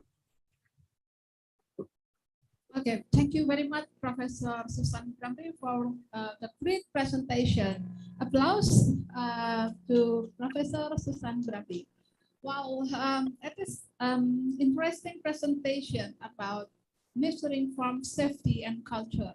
So Professor Susan was talking about the key strategic goals to promote food safety and food security, and also how we can have integrated and comprehensive measure and strategies to promote food security and also food safety. Yeah, as we know, food security is not only about food availability, but also the safety of food and also the safety of the farmer itself.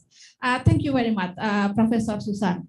Well, before we move to the discussion session, we will have Professor Bambang to present his insights about food security and also energy security. Yeah, so please welcome Professor Bambang Kuswandi.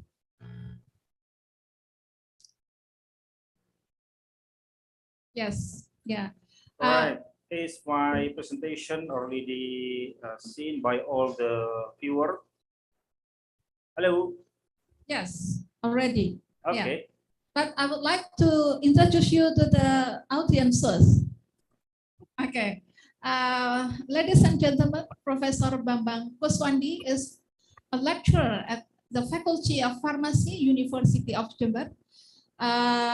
Currently, he is Vice Rector for Planning, System Information, and Public Relations Affairs in the University of Jember. He undertook his PhD in Instrumentation and Analytical Science, University of Manchester, United Kingdom. His research area is the development of chemical sensor and biosensors. So, Professor Bambang, time is yours. Thank you, moderator. Good afternoon, all the participants in this conference, the first international conference on sustainable industrial agriculture. And this year, take the theme on the optimizing resource management to support food security and energy sovereignty. My talk today will be smart packaging, a sustainable way to support food security. First, because resume I already shared by moderator, I just next for this is my group, Chemo and Biosensor group. Actually, we're working on various research projects. But for today, I would like to stressing my project on the food and agriculture as the theme of this conference. Actually, we're also working on the environmental industry, pharmacy, clinical health, and developing some devices like low cost and disposable sensing system, wearable sensing system, smart polymer nanomaterial, as well as lab on chip or microfluidic or lab on papers. So I give you the big picture of the Millennium Development Goal as also set by Professor Bramley regarding food safety, where and our Millennium Goal that is part of the target. First, let's say in here to eradicate the extreme hunger and poverty, the food provided should be safe and not to avoid possible harmful effect of other contaminant, which is the food is very important, particularly in terms of the safety, and also improving maternal health to a certain extent and related to the availability of safe food to mother, in particular to reduce what we call actually the issue on including on children. Let's say here the goal of reducing child mortality by 2/3 is not achievable unless the extent of infectious illness in children is controlled, as well as the origin of many of these infectious lies in unsafe food and waters. So why food safety is important as well as waters. And the last, ensure environmental sustainability that we talk today in this conference include the provision of safe drinking water, and as well as lack of presence of pathogenic organism, toxin in water, presence of chemical pollutant and excess of mineral, especially fluoride and arsenic, which is very harmful to human life. So before I continue my talk, I just give you another problem that we're facing today.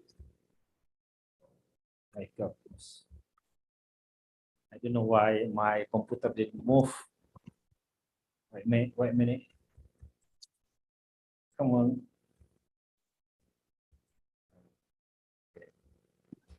I try first. If not, maybe I should stop my share and then I share again. Sorry for technical. Okay, let's try with this. First, hopefully it will be okay. Okay. Okay, yes. It is we're facing actually the food waste. And it is the big picture in the world that 1/3 of the world food is wasted, including in producing, distributing, storing, and cooking food, use energy, fuel, and waters. 8 of these emit greenhouse gases contributing to climate change as well, where food waste sent to landfill give off methane gas many times more damaging than carbon dioxide. And also, if we have look in here, oh my goodness. Okay, maybe this is the reason why Professor Susan didn't use the slide. So I don't know. Actually, it should be okay. Should be okay. Actually, try once again. My goodness.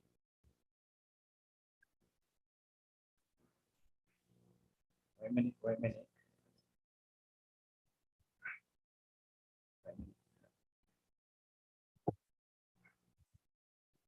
Okay, try. Okay. It's wrong.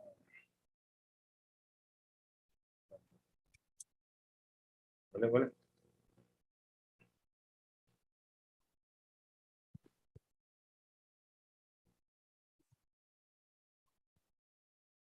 So I think.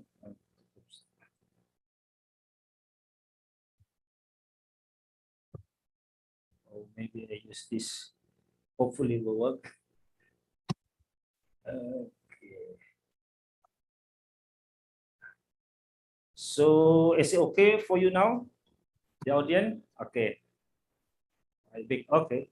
It is in terms of food loss waste, where actually the third largest greenhouse gas emitter compared to other, let's say for China, United States. It is the effect of food loss and waste that affected to greenhouse gas emitter. It is the detail where roughly 1/3 of food produced for human consumption is lost. And as you can see here, and wasted globally, which amount of about 140 billion lost ton per year. So let's say we have look on the fruit and vegetable, for example, which is 45%, nearly 45% food loss. And it is the food losses and waste amount to roughly about 680 billion US dollar in industrial countries and 310 billion in developing country like Indonesia, but they dissipate roughly the same quantity of food, respectively around 60, 70 and 60, 30 million ton of food. It is from the FAO. Oh my God. Problem with, okay. Pak Rondi, maybe you can share your committee, other committee, please help me to share the, I don't know why I cannot share mine. If I can share, if I could share without could share without the okay, yeah, like Professor Bramby, right? Okay, that is the food weight. For example, we're focusing on fruit and facts and vegetable, for example. Losses in food supply chain of fresh fruit and vegetable occurring during harvesting, particularly post-harvest handling and storage and processing stages, as well as distribution and consumption. In this case, nearly 45% of the cultivated crop already wasted. If we reduce this, hopefully you still follow my presentation, even I cannot share using the slide share.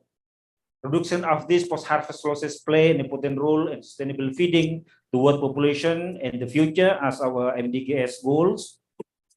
Of course, it can be achieved by minimization of fresh fruit and vegetable losses is critical issue. Improvement in post-harvest technology such as packaging system are vital. So in here, we could minimize post-harvest losses and to improve quality characteristics of fresh food by proposing what we call actually in here packaging to reduce food losses. Usually, fruit and vegetable transpiration take place during the growth process and after harvesting. They only absorb oxygen, the consequent are ripening, fermentation, discoloration, and then finally spoiling due to the decay of the cellular structure, the growth of mold and other undesirable microorganisms. And many fruit and vegetable basically respire more quickly and can therefore spoil more rapidly. Other respire more slowly and can therefore be kept longer by themselves. The frequency of respiration is, however, different and also depend on the season, environmental temperature region, or time and harvesting. This is some of the packaging solution for minimizing food waste during the post-harvest.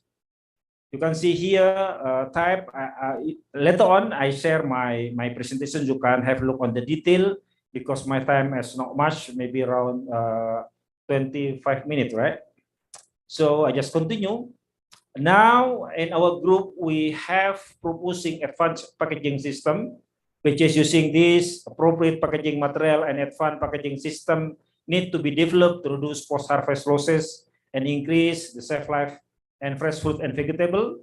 Actually, there are various advantage packaging system available for fresh fruit and vegetable packaging. For example, that already developed currently is modified atmospheric packaging, which is colored map, and now the emerging advanced packaging that we develop in our lab is we call it smart packaging, it can be classified as active packaging and intelligent packaging. And the last one will be biodegradable packaging in order to address the issue of sustainable packaging or environmental friendly packaging.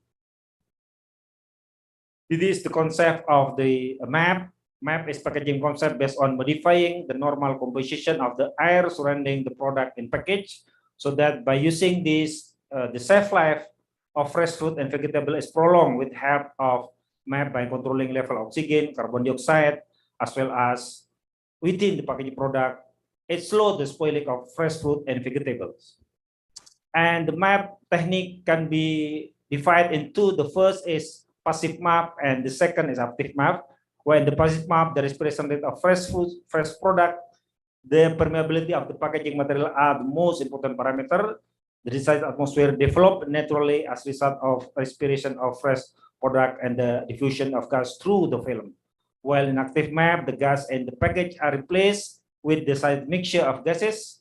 Suitable gas composition inside the packet depend on the type of fruit and vegetable. However, gas composition ranging from 2 until to 5% of oxygen and 3 to 8% of carbon dioxide are generally recommended for the MAP treatment in this type of packaging.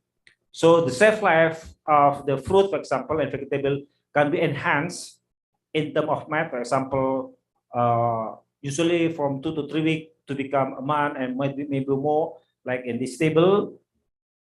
So the benefit of MAP: preserving nutritional quality, phytochemical compound, and attractive color and sensory characteristic of packaging product, improving moisture and retention, minimizing water loss, protecting from chilling, injury, decay, and microbial spoiling, delaying enzymatic browning reaction, as well as providing centralized packaging and portion control, reducing expiration rate and ethylene production so that the freshness can be maintained, as well as insulating the product from the external environment, and thus reducing exposure to pathogen and contaminant to make food safe. Little or no need for chemical preservation. However, the disadvantage of the MAP is can monitor food freshness. You can use the MAP, but we can't see whether the food inside is still fresh or not. So beside the MAP, we're proposing what we call actually smart packaging, which is in smart packaging, we have two functions. First, the intelligent packaging, and the second is the active packaging, which is in the first case, monitoring and informing food product conditioning and history, the function of intelligent packaging, while the active packaging actually, it is advantage compared to make actively interact with the food product and microenvironment inside the packaging in order to extend shelf life of the packaging, similar with MAP, but it is more what we call actually more simple compared to the MAP. So this is type of smart packaging. Active packaging is packaging system that is coordinated to maintain and even improve the health property, organoleptic property, and quality of the packaging food product, thereby extending shelf life. So this is the extension of the MAP. And the intelligent packaging, where food sensor are integrated into the food packaging system, where the assist in monitoring, detecting, sensing, tracking, and recording the package, food, and or communicate internal or external chain related with the food using various signal.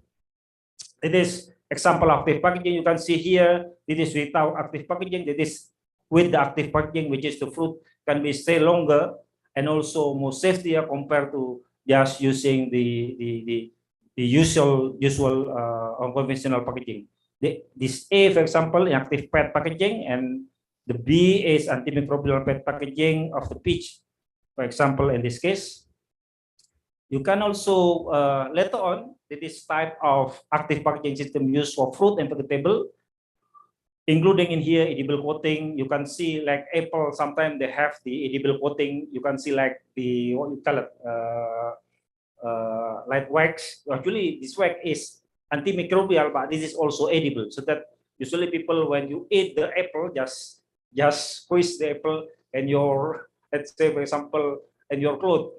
And the other ethylene absorber, ethanol emitter, and oxygen absorber. You can see in detail later on. This is the example how actually active packaging developing to make fruit and vegetable to have shelf life longer, and also they have the safety can be maintained.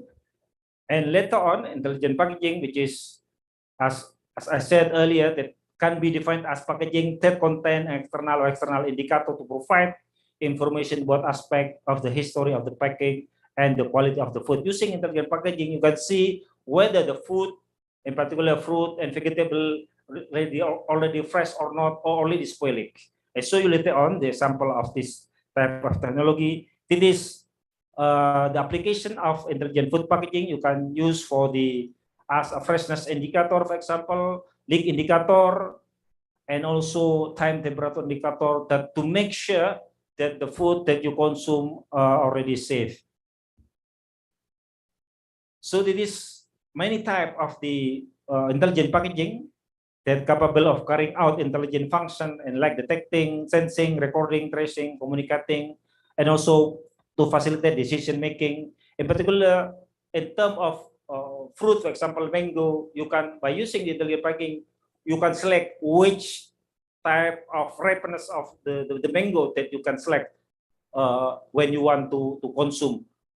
And also can be extend safe life and enhance safety, improve quality, as well as provide information and warn about possible problem when usually the intelligent packaging using barcode.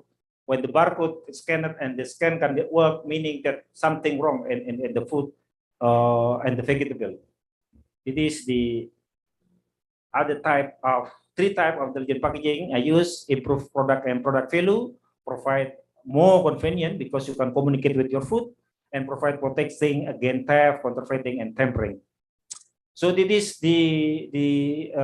usually the intelligent packaging can be improving food product quality and product value. For example, like quality indicator can say freshness sensor indicator or ripeness sensor indicator, time temperature indicator can be used in many perishable food product, as well as the gas concentration indicators inside. It is type of freshness indicator. Usually they monitors the carbon dioxide, for example, or amine, which is amine can be correlated with the freshness of food, ammonia, hydrogen sulfide, as well as the pH and other indicators that related to food freshness. It is when you design, you can make many type of freshness sensor design, either by using direct sensor or indirect sensor.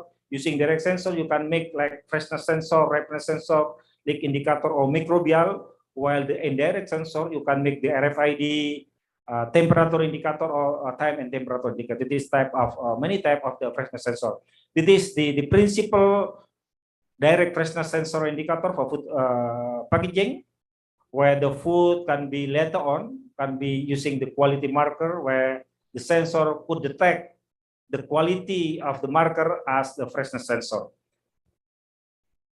It is type of the freshness sensor. You can say direct sensor like pH, bioorganic amine, volatile nitrogen, or hydrogen sulfide, as well as indirect sensor as I proposed earlier. This is some example of the indirect and direct sensors. And it is when we talk about the fruit, usually people developing ripeness sensors because the fruit usually consumed based on this degree of ripeness. One of the company in New Zealand, they call it the Repsen, developing a ripeness sensor for peach, like in here. Then in 2004, they dedicated by Time Magazine award for most amazing invention because they developed sensor to detect level of ripeness by detecting aroma of emitted fruit. It is they're using peach in this case, or pears. And by using ripeness sensor, actually, the fresh food and vegetable are living product. In the case of respiration or breathing, the plant absorb oxygen and give of carbon dioxide and water and heat. This product need oxygen to life. This is because their metabolism remain active even after harvesting. The two most important process in this are respiration and transpiration. By monitoring these two types, like carbon dioxide or the water that they emit, we could also make the ripeness sensor. It is some of the type that already developed for measuring the ripeness fruit. In this case, is apple by measuring the carbon dioxide, which is the carbon dioxide later on can be measured in terms of the changing of the pH. Simple could be detected by pH sensor or indicator with tuning the pH value. This is how actually we could see the figures in this case. And it is, I try with the guava, okay, by immobilizing bromopynyl blue and on a bacterial cellulose membrane. It is how actually when we monitor the guava using the sensor, you can see here when the dark blue will be already fresh, but when change to green, meaning that the fruit, the guava already spoiling. This you can also can monitor a different type of temperature, as well as you can also combine with other, for example, in terms of pH, as well as the soluble solid content as indicator for fruit ripeness, and also detector softness, as well as the other. The other one we could also using, this can be used for non-climatic foods. The first one is climatic food or stone fruit. This is for non-stone fruit. We could also developing with the change of pH environment, the mango environment inside the package. And then here we try with the strawberry by using the methyl red, and then you can see how actually the changing when the strawberry is still fresh, yellow, and then change to orange, and later on when they are not already fresh or not ripened already, or nearly spoiling or spoiling, they will change to another color, which is can be violet. Yeah. And then again, you can change in various temperature, as usually the fruit store in different temperatures, usually chiller and room temperatures. And it is also can be correlated with other parameters, and in terms of food loss, weight loss, and other parameter that usually people use for measuring fruit ripeness. It is how actually our sensor work with the strawberry, fresh and still fresh and not fresh. And the other one, we also try with the grapes, a similar principle. You can see here the color changing from the colorless or white into the yellow when the grape not fresh anymore, already juicy or nearly spoilage, so that we could monitor whether the fruit still safe to be consumed or not.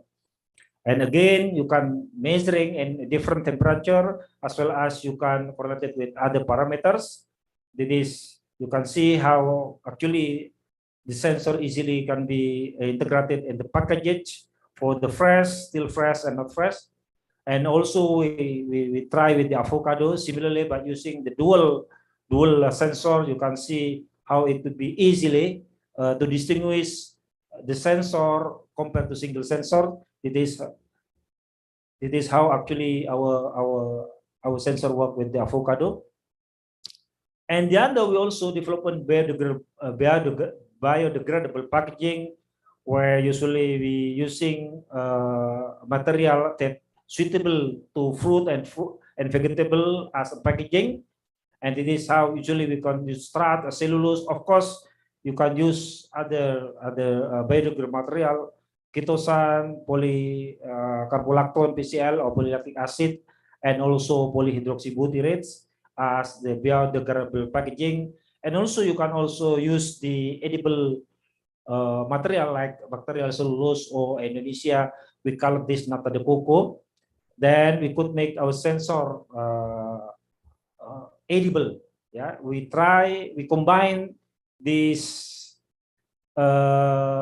microbial membrane or biomembrane using curcuminoid, and we try to apply with the edible freshness sensor for shrimp. In this case, you can see how actually we could measure during the packaging the fruit freshness. In this case, we're using shrimp, which is actually the fish and the seafood in particularly. You can see here the color changing nicely, and then can be monitored just using your nude eyes. And also we can integrate it with other natural indicators like anthocyanate, for example, You can make many colors in this case for any type of, actually not only for fruit and vegetable, but also for other food like meat, fish, as well as seafood.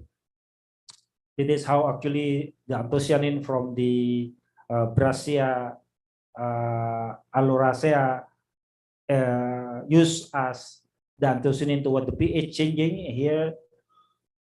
So edible pH sensor, we're using microbial sensor by integrating with the anthocyanin in this case, so that how actually nicely change when the pH also change. So you can also directly use with your drink, for example, because even they are leaching, but it's still safe because the material of the sensor itself is edible. And also in the future, we thinking that smart packaging will be not only intelligent and active packaging, but also it could be, we call it connected packaging. Connected packaging isn't limited to food and beverage product. It has application in almost every little product, including toy, cosmetic, and the other, so that you could always communicate with the food that you purchase anyway. So that is how actually in the future we can use our smartphone to communicate with our food, so that the food, whether the food is already safe to be consumed or not.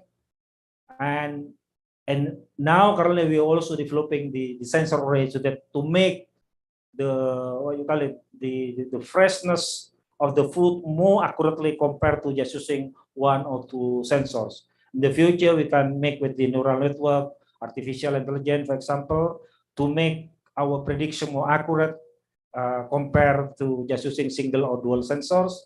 This is how actually the sensor array work with the fish. For example, you can see how the color changing, but we could later on make the array as a pattern recognition in terms of food freshness, which is can be applied for in here in this case chicken, beef, pork, as well as cod fish. How actually the sensor array later on can be classified in terms either the food already safe to be consumed, or warning, meaning should be consumed immediately, or already hazard, meaning it can be not can be consumed anymore. And this is now we're developing our smart packaging using the nano composite, for example, as well as many applications later on.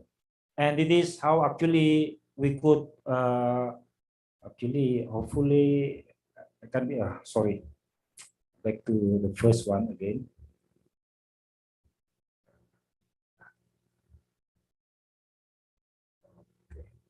Actually, I can show you actually this type of okay. Hopefully, you can see here. You can communicate with the food or fruit that you purchase. Allow product to communicate their benefit indirectly to the consumer while shopping, and you can also show whether the food is already fresh, whether the fruit that you already purchase, or the drink in this case low or no cholesterol or high calcium, by just using your smartphone, tab, or other handheld devices.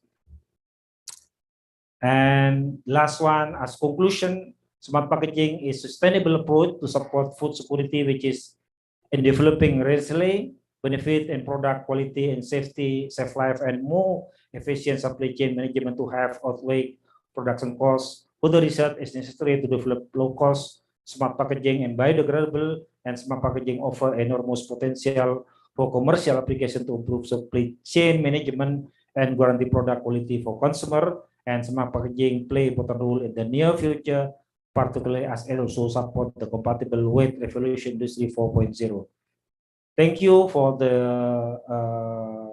patience and attention, and I would like to acknowledge the RPM, Minister of Research, Technology and Higher Education, Republic of Indonesia, for supporting this work, including LP2M, CRGS, University of Jember, for supporting this work, because some of the work already I got funding from University of Jember under Hibah Produktivitas Guru Besar, and also my colleague from the Malaysia, and other colleague from the Azerbaijan, Iran, and all member of Kemo Sensor and Biosensor Group, Faculty of Pharmacy, University of Jember, and thank you.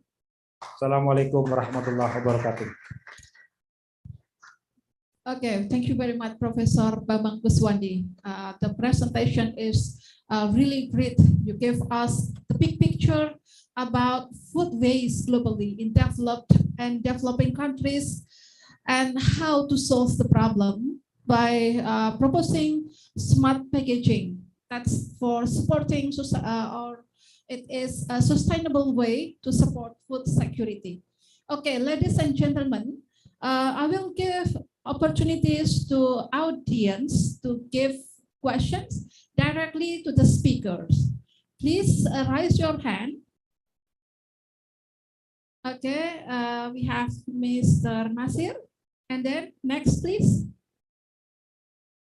Okay, while waiting for the others, I will give opportunity to Mr. Nasir. Yeah, please mention the speakers you want to ask. Thank you.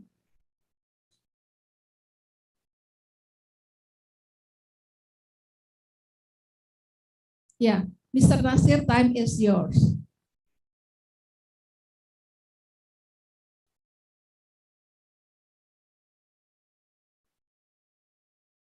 Still mute. Yeah, thank you very much, Ms. Suryani, as a moderator. I really like the presentation from Mr. Bambang. Hello, Mr. Bambang Kuswandi. Nice to meet you. Okay, I am Muhammad Nasir from University Surya Gunung Jati Cirebon. I would like to ask Mr. Bambang. Mr. Bambang, talking about smart packaging, and it is very nice, yes, as a sustainable way to support food security. As we know that this packaging is very simple, yeah. Using the, for example, using the sensor of packaging, and it is very good. My question is it cheap enough of this product? And then how is the technology applied for the traditional farm, traditional trader? You know that we have many farmers that is run the fruit, vegetables, and then how is it socialized to them? Can you get the point, Mr. Bambang? Obviously, Yes, I catch up your question. yeah, thank you very much. Please, I need that explanation.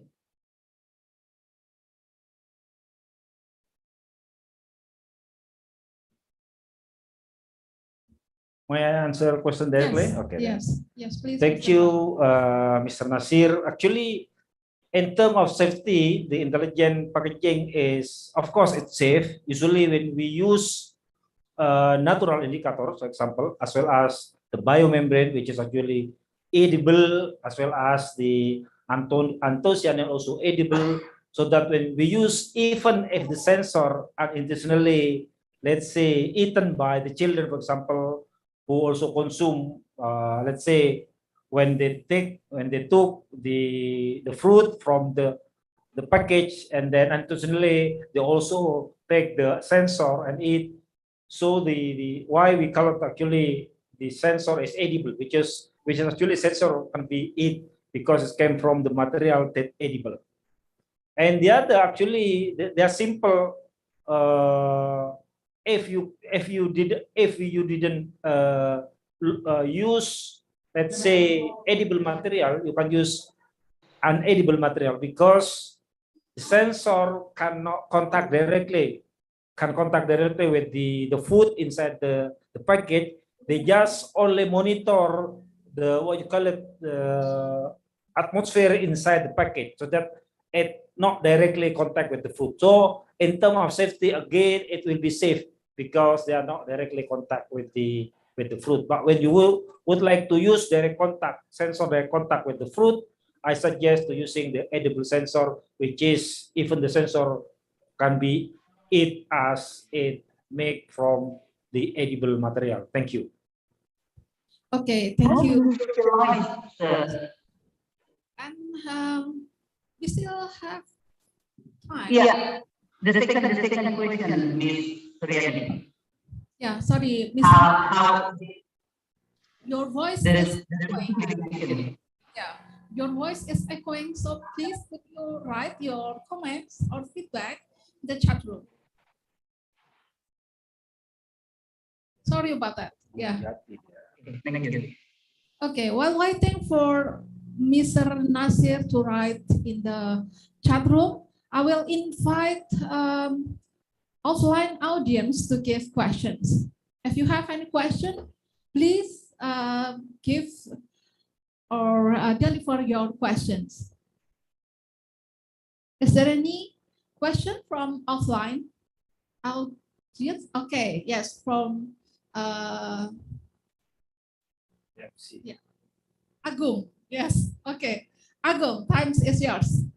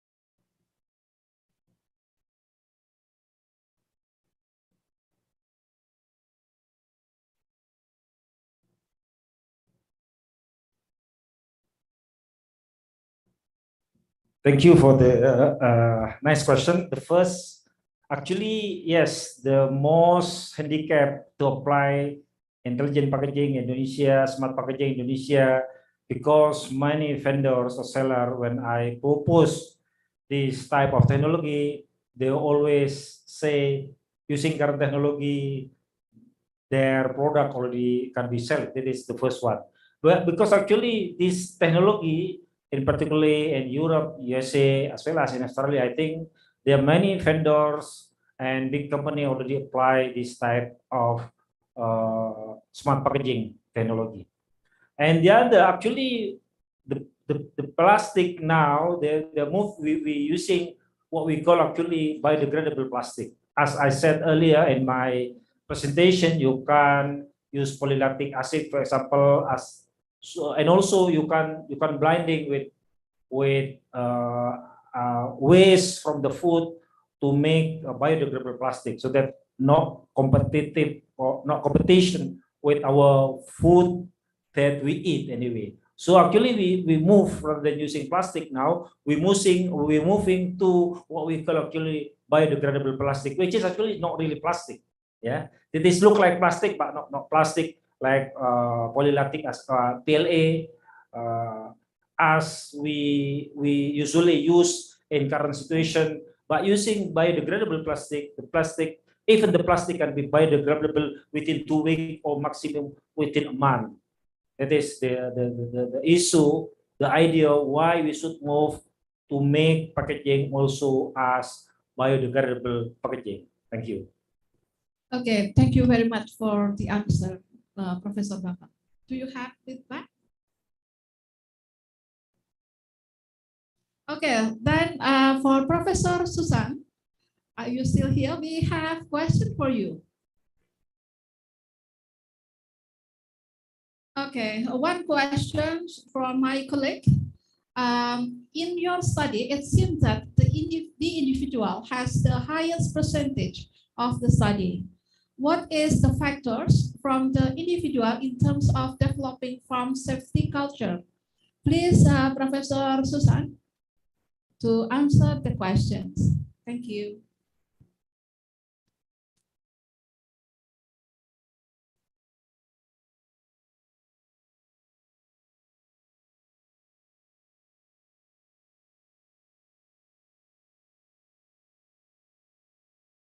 Okay, sorry for there is a technical problem, I think, because Professor Susan just now leave the Zoom because of the connection. Okay, ladies and gentlemen, I think we still have time. If you have had the inquiry or questions, please raise your hand for online audio. And also for offline audio, please raise your question. Thank you. Oh, there is a question in the chat room from Pak Nasir. He already wrote the question. The question is, how is the smart packaging socialist to society seller, farmer and producer? I think the question is for Professor Bambang. Thank you, Mr. Nasir, for the question. Actually, yes, we now currently try to introduce this technology, particularly to the farmers who produce perishable fruit like fruit and vegetable, so that it can be, and also some of the farmer we could train them to make packaging like this, because the technology is not so high. But again, you're right that we need to socialize this technology to our farmer, which is sometimes they are not aware of this technology, because this technology can also enhance the value of the agricultural product like fruit, vegetable, as well as meat and also seafood. Thank you, Pak Nasir. Thank you, Professor Bambang. Is there any other question or comments or maybe suggestion? Yes, please. Please use the microphone.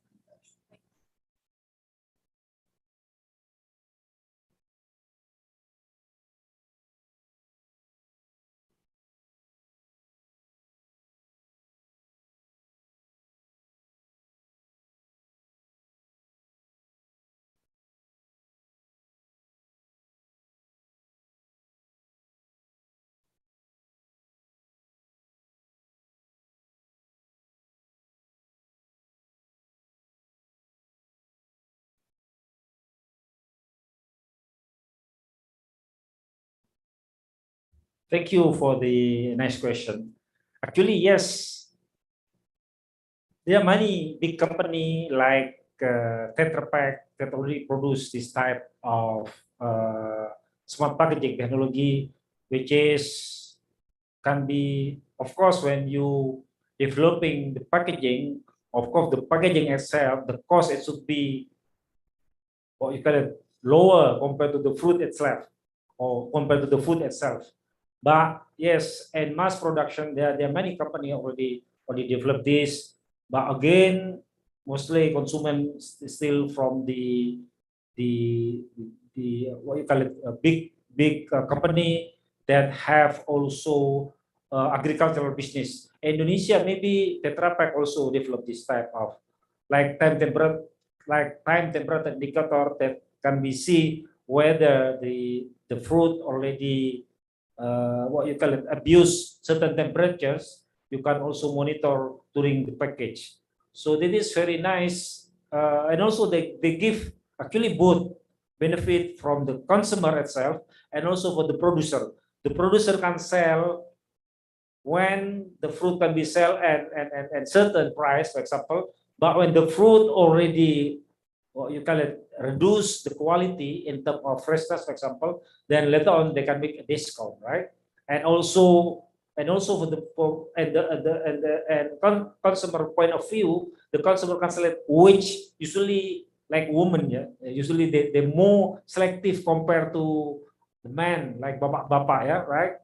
Usually the woman consumer will select, let's say for fruit, they look like the fruit is still like big juicy, for example. By using this type of technology, you can the consumer can select just through the packaging. You can imagine usually now when you go to the supermarket and would like to, what you call it, to test whether the fruit already fresh or not, usually you squeeze the fruit, right? one people squeeze one fruit, and then when many people come to the store, for example, and then later on, the result at the end, the fruit could be easily spoiling because each people will squeeze the fruit, right? By using the smart packaging, through the smart packaging, you can measure how actually the freshness of the fruit or the ripeness of the fruit would like you select. And then later on, by using your smartphone, now many company also by just using just scan the fruit, and then the information of the fruit can be what you call it, can be presented in your handbook. It could be easily, and particularly when you would like to select certain level or certain quality of food that you would like to consume. Thank you. Okay, thank you, Professor Bambang. Is there any feedback?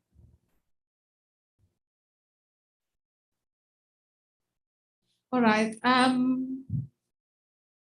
Ladies and gentlemen, I think time is up. Wait a minute. Let me check in the chat room. Is there any other questions? Oh, okay. I think the main session is enough, and I will give opportunity to Professor Babang to give closing statement for this conference. Thank you, moderator, for give me time for closing a statement. Of course, in order to reduce and increase, for example, food safety and reduce food loss or food waste or food wastage, we should develop some program not only by technology, but we could also develop by what you call it, because in this CRC, they have the community services by educated the peoples to, let's say, to avoid or to reduce food loss. We could also make not only using technology that I developed like smart packaging, but also we could make like a program. We love food, but we hate waste, for example. In many restaurants in Europe now, when you go to what you call it, a la carte restaurant, you can eat whatever you want, but at the end, when you left your food as a waste, then you will have the restaurant owner will give penalty based on how many kilos you already left your food. So by using this type of program, I think we would like to do this together, the food in particular, not only fruit and vegetable, but the food in particular, because in other side, there are many people still starving from the food. So I think our university also could make this program. We love food, but we hate food waste. Thank you. Assalamualaikum warahmatullahi wabarakatuh. Waalaikumsalam wabarakatuh. Yeah, please. Thank you, Professor Bambang. Please again give warm applause to Professor Bambang Koswandi.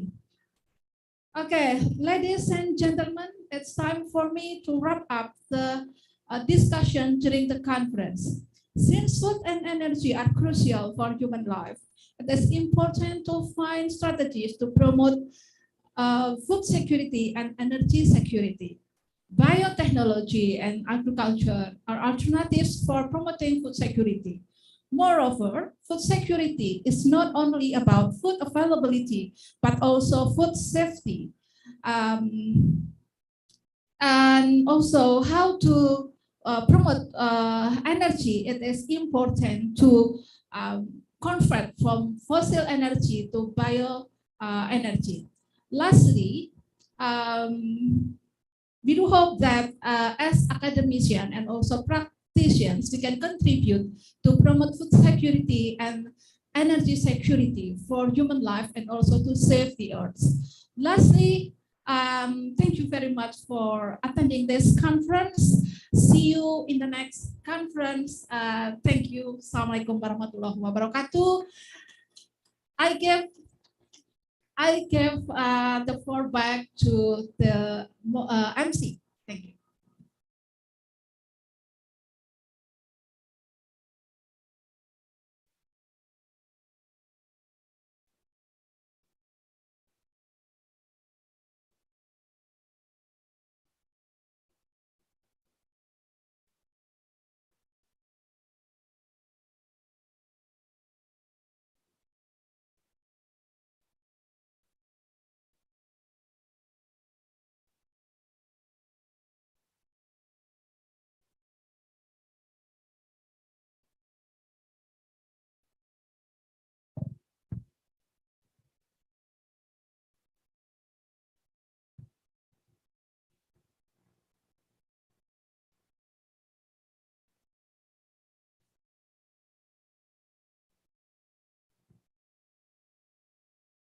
Once again, thank you very much to our four honorable keynote speaker, Professor Shinjiro Ogita, Professor Susan Alison Brumbai, Associate Professor Dr. Oki Muraza, that represented by Mr. Septian Marno, Professor Bambang Kuswandi for the amazing presentations.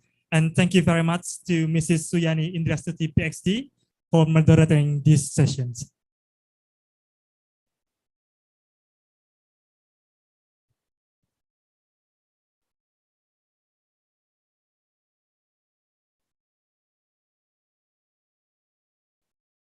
Ladies and gentlemen, time goes so fast. And now we are entering the last agenda, that is closing and documentations. Please to all participants in Zoom meetings to turn on your camera. Thank you.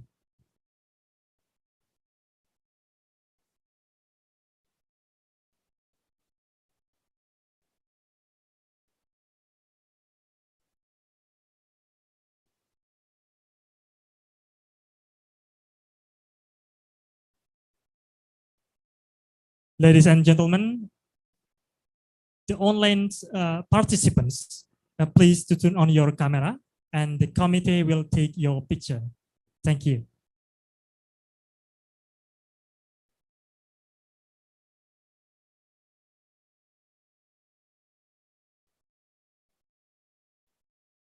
We would like begin in the first slide. Please to all participants to turn your camera on. And then we continue to the next slide, the second slide. And then we continue to the following slide, the third slide. Please to all participants to turn your camera on.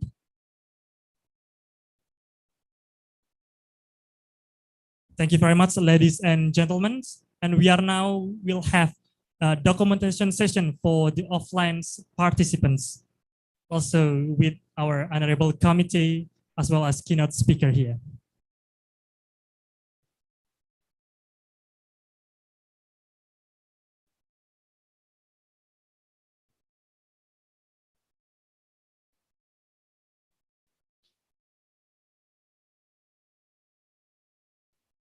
Please to all participants in offline session, please to come and join with us in the stage. Thank you very much.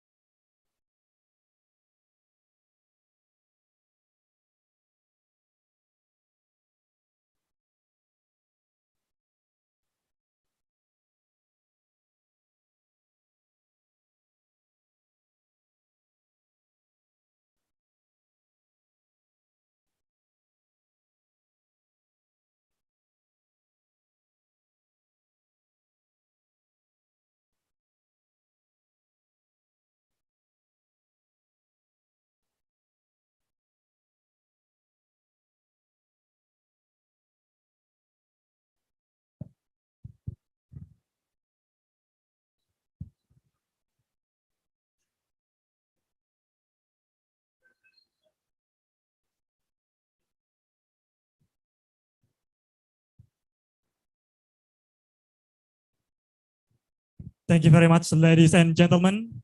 Before we close this event, we would like to inform you that after this main event, we still have the parallel sessions that will be held on Zoom breakout rooms at 1 p.m. in Western Indonesian time. So please, to all participants in Zoom meeting, do not leave these Zoom meeting rooms and might take rest. Thank you.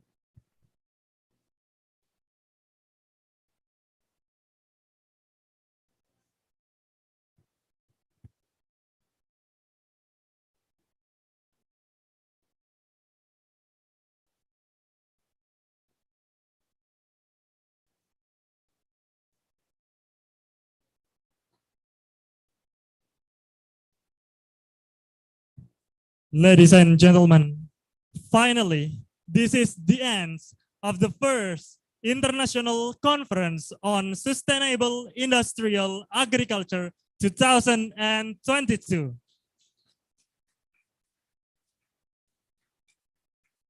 Ladies and gentlemen, let us close this event by saying Hamdalah together. Alhamdulillahirabbil alamin. For the last, I do apologize if there were mistakes. Thank you very much for your kind attention.